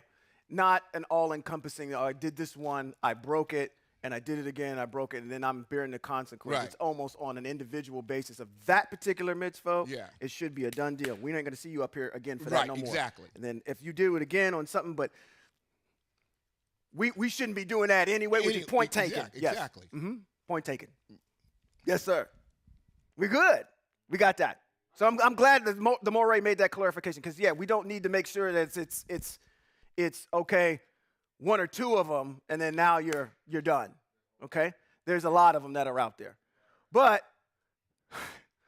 let's make sure that we following them so we don't fall into that. And then also, again, that's a person that if you're doing that, I got to challenge where you are with the Most High on a lot of different issues, where you're saying, okay, I know the mitzvot, and I'm going to continue to keep testing the Most High on this one and this one and this one. I didn't break that one. Let me try that one next. Let me break this one. Let me try that one next. Okay? That person's got a little bit of an issue going with it. Yes, sir. That's the reason why the king says, I meditate upon this day and night. Yeah. That's why. So the comment was, so for the folks online, that is why it said the king has to meditate on those mitzvot, or the king meditates on those mitzvot day and night. That's why it was so egregious for when I look at King David and I said, man alive. How many of y'all in here, how many men in here got a beautiful woman? I'm raising my hand. I'm going to keep my hand up in the air. I got a beautiful woman. And I'm going to tell you what, David saw this beautiful woman, and he was the king. He read the mitzvot every single day, or at least had to read the mitzvot. He knew what they were. And this woman was so bad that he said, you know what? To hell with the mitzvot. She that bad. That's what he had to say in his heart. You mean to tell me that King David didn't read that part that says, if a married man goes to bed with a married woman, or excuse me, it doesn't say that. It says if an adulterer and the adulteress are going to get stoned because they entered into sexual relations and she's married. You are not to touch a married woman. That is what we call in Hebrew Israel a protected class. Okay? There's specific mitzvos that are pertain to her. And he violated that, and you want me to tell me that he didn't know that? She was that cold-blooded where he was like, I'm going to test the Most High on this one. And you know what? I'm going to make matters worse because you know what? I'm supposed to kill all the Hiti anyway. So her husband is a dead man too.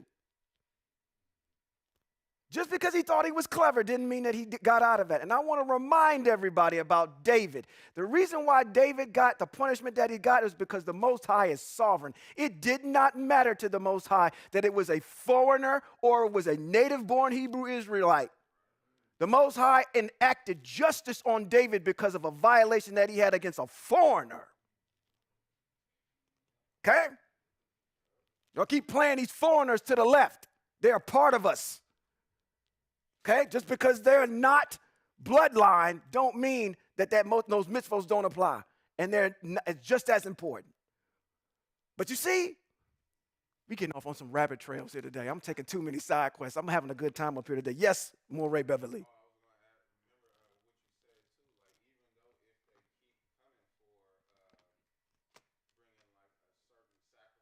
Mm-hmm. It accepted, right? Right. Say that one more time for the people online. Oh, I was saying again that even though if they keep trying to come with a sacrifice for a certain mitzvah that they broke, that doesn't mean that the Most High is going to accept it. That's right. So therefore, they cannot play the Most High either way. Either way, either from the jump. So, because what did we say when we started out? The offering starts here. That's where it starts. Okay? Now, let's move on. I think we are in verse number 20. I think that's where we left off. Okay. Eye asher eye. Now, these are going to be dealing falsely with your neighbor in regard to a deposit or security entrusted into them. This is dealing with a money issue or something collateral that you've given to someone else. Let's see how the Most High deals with this. It says, let's read it slow. It says, Eye asher eye said to Moshe, if someone sins and acts perversely against Eye asher eye by dealing falsely with his neighbor in regard to a deposit or security entrusted to him by what? Stealing from him, by extorting him, or dealing falsely in regard to the lost object he has lost, or swearing a lie. If the person commits any of these sins, then he sinned and is guilty. He is to restore whatever it was stole or obtained by what? Extortion. Is extortion something that we frown upon in the United States? I wonder where they got that from. Okay. All right. How many of these are in play today in your laws that we have and statutes that rule us even at your job? You can't do extortion and embezzlement at your job. Not even there. Not even in your own household. Let somebody go into your bank account that wasn't supposed to be in there. We don't even accept it at that level. It says, then he is sinned and is guilty. He is to restore whatever he has stole or obtained by extortion, or whatever was deposited with him, or lost object which he found, or anything about which he has sworn falsely. He is to restore it in full past, an additional 1/5.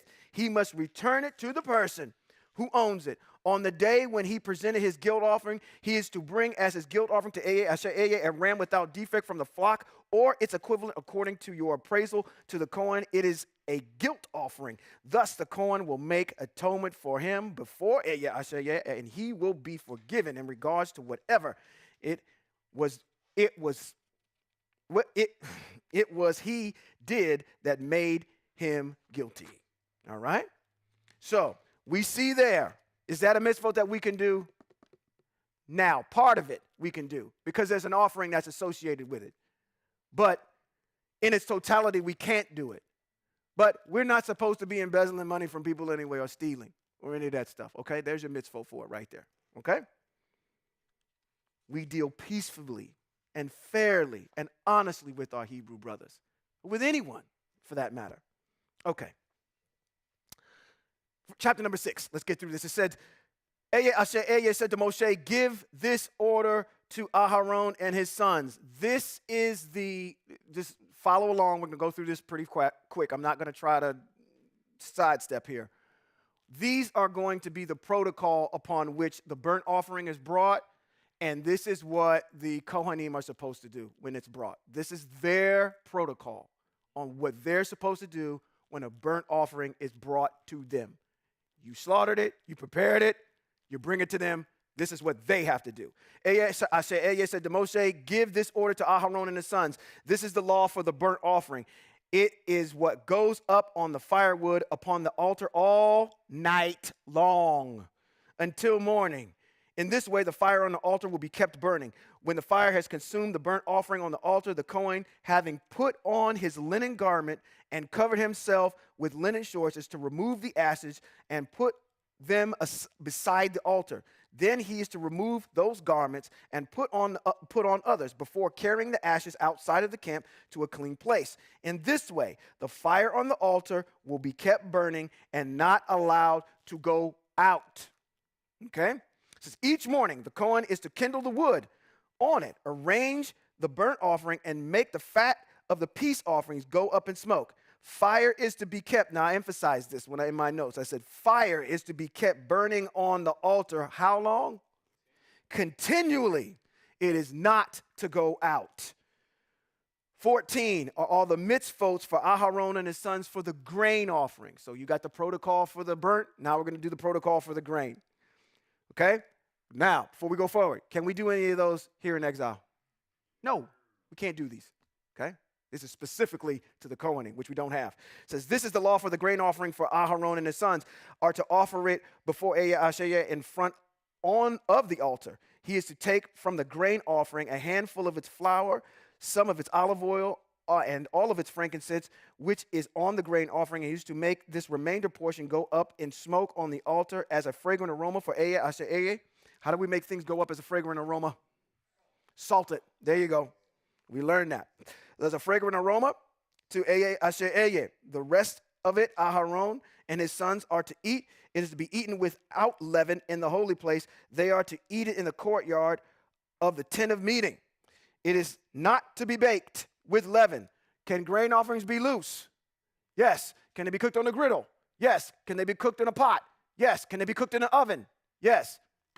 This one here, it says it is not to be baked. So we got to go to that first criteria when we read grain offerings. It's probably in the first 6 verses of chapter number 2. It says, it is not to be baked with leaven. I have given it as their portion of my offerings made by fire, like the sin offering and the guilt offering. It is especially set apart. Every male descendant of Aharon may eat from it. It is his share of offerings for Eye made by fire forever through all your generations. Whatever touches those offerings will become set apart or holy. It says these next ones in verse 12 here, it says these are the offerings made by Aharon and his sons on the day that they are anointed. Now, I don't know why this one is stuck in here right in the middle like this, but it is. On the day that Aharon and his sons are anointed, Kohanim, this is what's supposed to be done. Eye said to Moshe, this is the offering for Eye that Aharon and his sons are to offer on the day he is anointed. 2 quarts of flying flour. Moray, can I ask you a question? I just got this thing on the side. Were there any offerings made for the anointed king of Christ?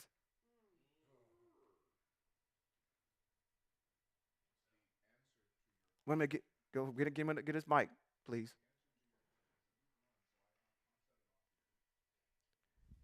The answer to your question is absolutely nowhere in text. Is there any offering made by Christ or for Christ? For Christ. Because these mitzvos have not been done away with, y'all. So if there is anointed king, or if he's anointed Kohanim, because you profess in Hebrews chapter 7 that we had to do away with all that and we're going to make us a new king, or a new Kohanim Hagadol. Right? Because they say in the order of Melchizedek, he is our Kohanim Hagadol. So in whatever you're saying, we need to see evidence as Hebrews trying what you're saying by the mitzvot to see if it is true or not. Where did you make this offering for your Kohanin Hagadol? He said they don't even know what that means.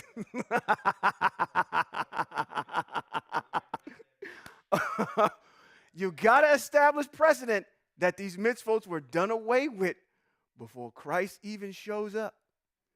Okay? Otherwise, you're making it up. That answers part of your question. Anomalies. Things that have been added to text that don't measure up with the Hebrew. Things that have been added in there to what? Promote this propaganda of a person I'm trying to sell you. So I have to do away with things. I have to write out the Hebrew Israelite people. I have to get rid of the land. I have to get rid of the mitzvot. I have to instantiate hell. Where is hell in our text? Nowhere. In the 6 days that the Most High made everything. Can you see the sky? Can you see the earth? Can you see the animals? Can you see people? Okay? What else did the Most High make? Can you see the moon? Can you see the sun? Can you see the stars? Everything in them 6 days you can go outside and verifiably see. Okay?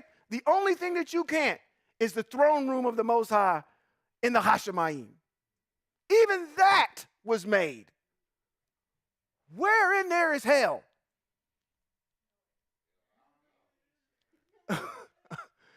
When we get to end of Bereshit chapter number 1, it says, in them first 6 days, there was nothing that the Most High made after that. So where? And if he did make it, matter of fact, let's just answer the question. These are the two questions I got for you. When was hell made and who made it? When and who? Hell doesn't show up until you get into the New Testament. Okay? Hebraically, when and where?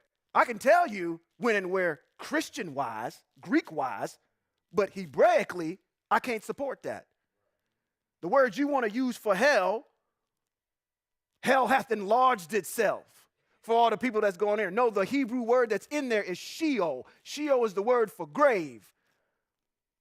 We got a professional mortician in here that has a business that's built on people going to a place called Sheol, which is the grave.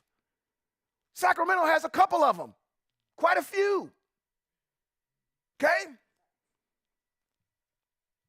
That's the vernacular that's in. We don't have a concept of hell. So if someone is dying so you don't go to a place that wasn't made up, that was made up, then you got to explain that one to me.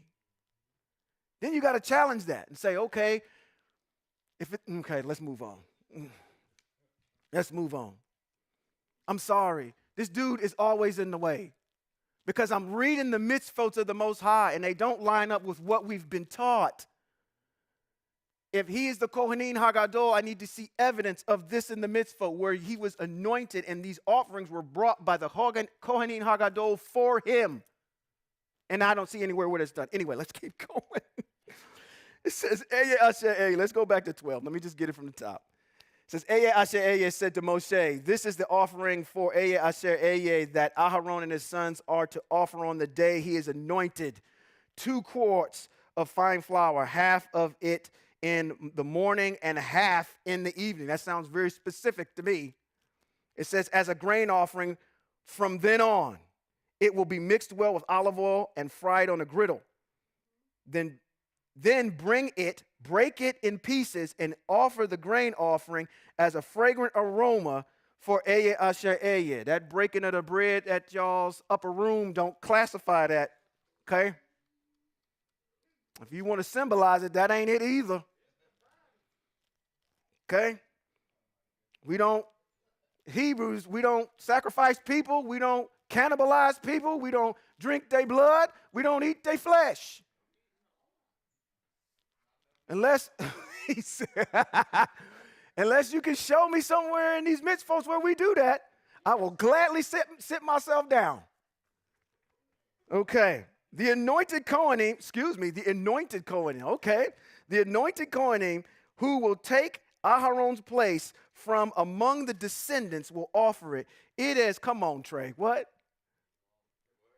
It is what? Come on, you was looking at your shoes, but that's all right. Hold on. It said 15. Let's go back because you always say this. I only called on you because you emphasize this a lot. Okay, let's go get it. It says, matter of fact, you and I need to read this together. Come on. It says, the anointed Cohen who will take Aharon's place. Come on, read it. The anointed Kohanim who will take Aharon's place from among his descendants will offer it as a perpetual. Stop. A what? Perpetual. What does that mean? That means forever. That means forever. Yeah. That means it didn't stop. Yeah. Okay? It says perpetual. What else? Keep going. Obligation. It must be entirely made to go up in smoke for Yahweh. Every grain offering of the Kohen is to be entirely made to go up in smoke. It is not to be eaten. Here's my body. Break it. Eat it. All of y'all.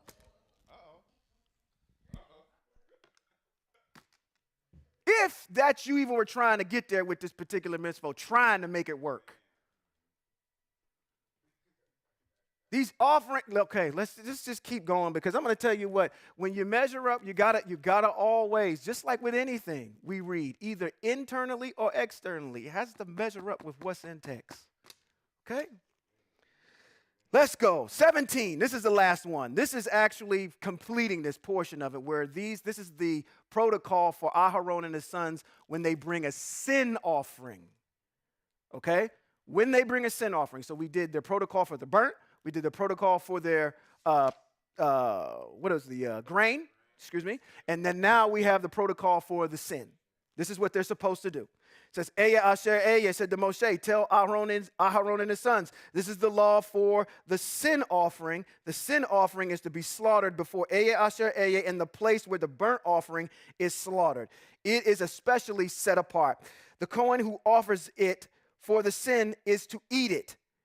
It is to be eaten in the set apart place, in the courtyard of the tent of meeting. I'm sorry I didn't have that up there. I would actually show you out there. It's the courtyard where out there in front of the tent of meeting where they're doing the slaughtering, where the rest of the altar is and the water basin is. It says the Kohen is to offer it for a sin offering, is to eat it.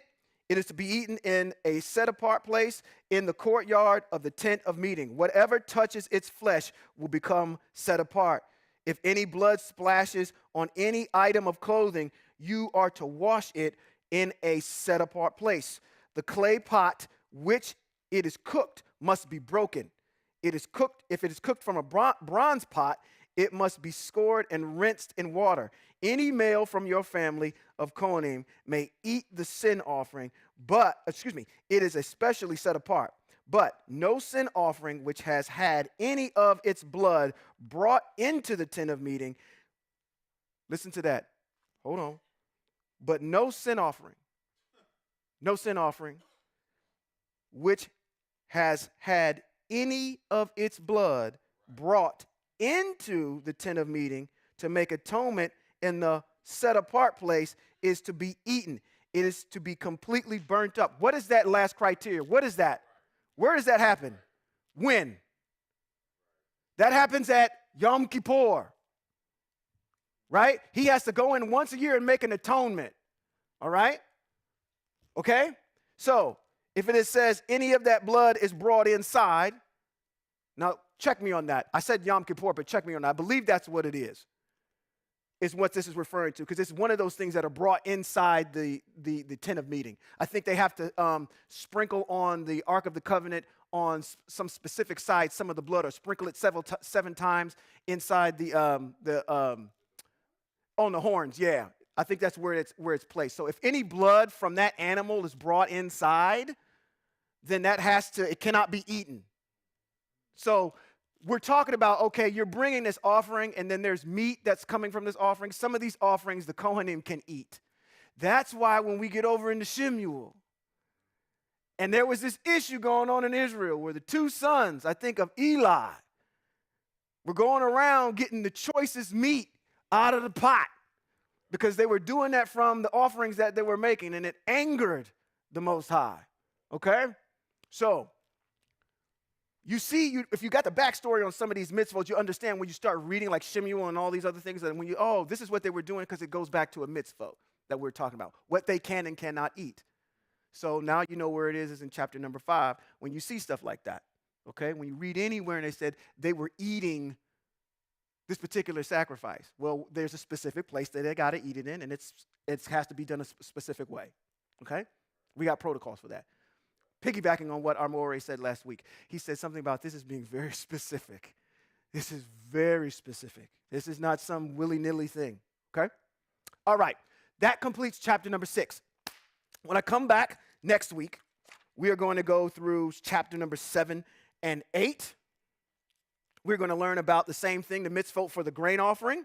The guilt offering, for the peace offering next week. We're going to go over this portion. Matter of fact, let's just do it because I'm already here. Pull this back up, Johan. Let me go to chapter number, let me just get it. Chapter number 7, verse number 26. I want everybody to get this because we piggybacking on something I said earlier. Vayikra chapter number 7, verse 26.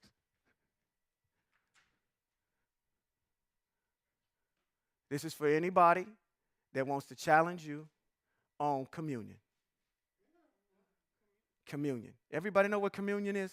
Who doesn't know? I'm assuming everybody knows what communion is. It's this symbolic issue of drinking the juice and the grape juice and that the cracker and all that, symbolizing brokenness and the drinking of Yeshua's blood. Okay? Here is your mitzvot, Hebrews. Right here. Vayikra chapter number 7, verse 26 reads, "You are not to eat any kind of blood, whether from birds or animals, in any of your homes. Whoever eats any blood will be cut off from his people." Oh, wait a minute. He said whoever follows Christ should be cut. No, wait a minute. That was a comment, but there is your mitzvot. Doesn't matter where it's from. They give you examples whether it's from an animal or from a bird, but let me just throw that human aspect in there too. It says any. I don't care if you're symbolizing it or not. Okay? You are not to do it. Or what's your consequence? You'll be cut off. We have nothing to do with you. We turn your back on you. Whatever the Most High does with you is whatever he does with you at that particular point. What is that in relationship to? Offerings. If someone has died for your sin, that is an offering to the Most High. The Most High just told you in his text that you are not to drink blood. This is why it is so tantamount when you get across the street that the first thing we have to do is get rid of y'all mitzvot. We got to establish a new set. Because we can't establish our guy based on what you guys have heard. Okay? I thank you for bearing with me as we get through these particular chapters. Again, keep your seatbelt on. It's going to get a lot heavier as we go forward. Especially when we start to get in. We got to get to Vayikra. We're going to start talking about our diet. And then we're going to start talking about which is going to dovetail into our fitness and how we keep the body healthy. All of the mitzvot that are there. Then we're going to transverse out of there. We're going to deal with the LBGTQXYZ elemental P group. We're going to deal with the alphabet squad. When we get further along, when we would define what sexual immorality is. Okay? Not your truth. I live by my truth. I don't care what your truth is.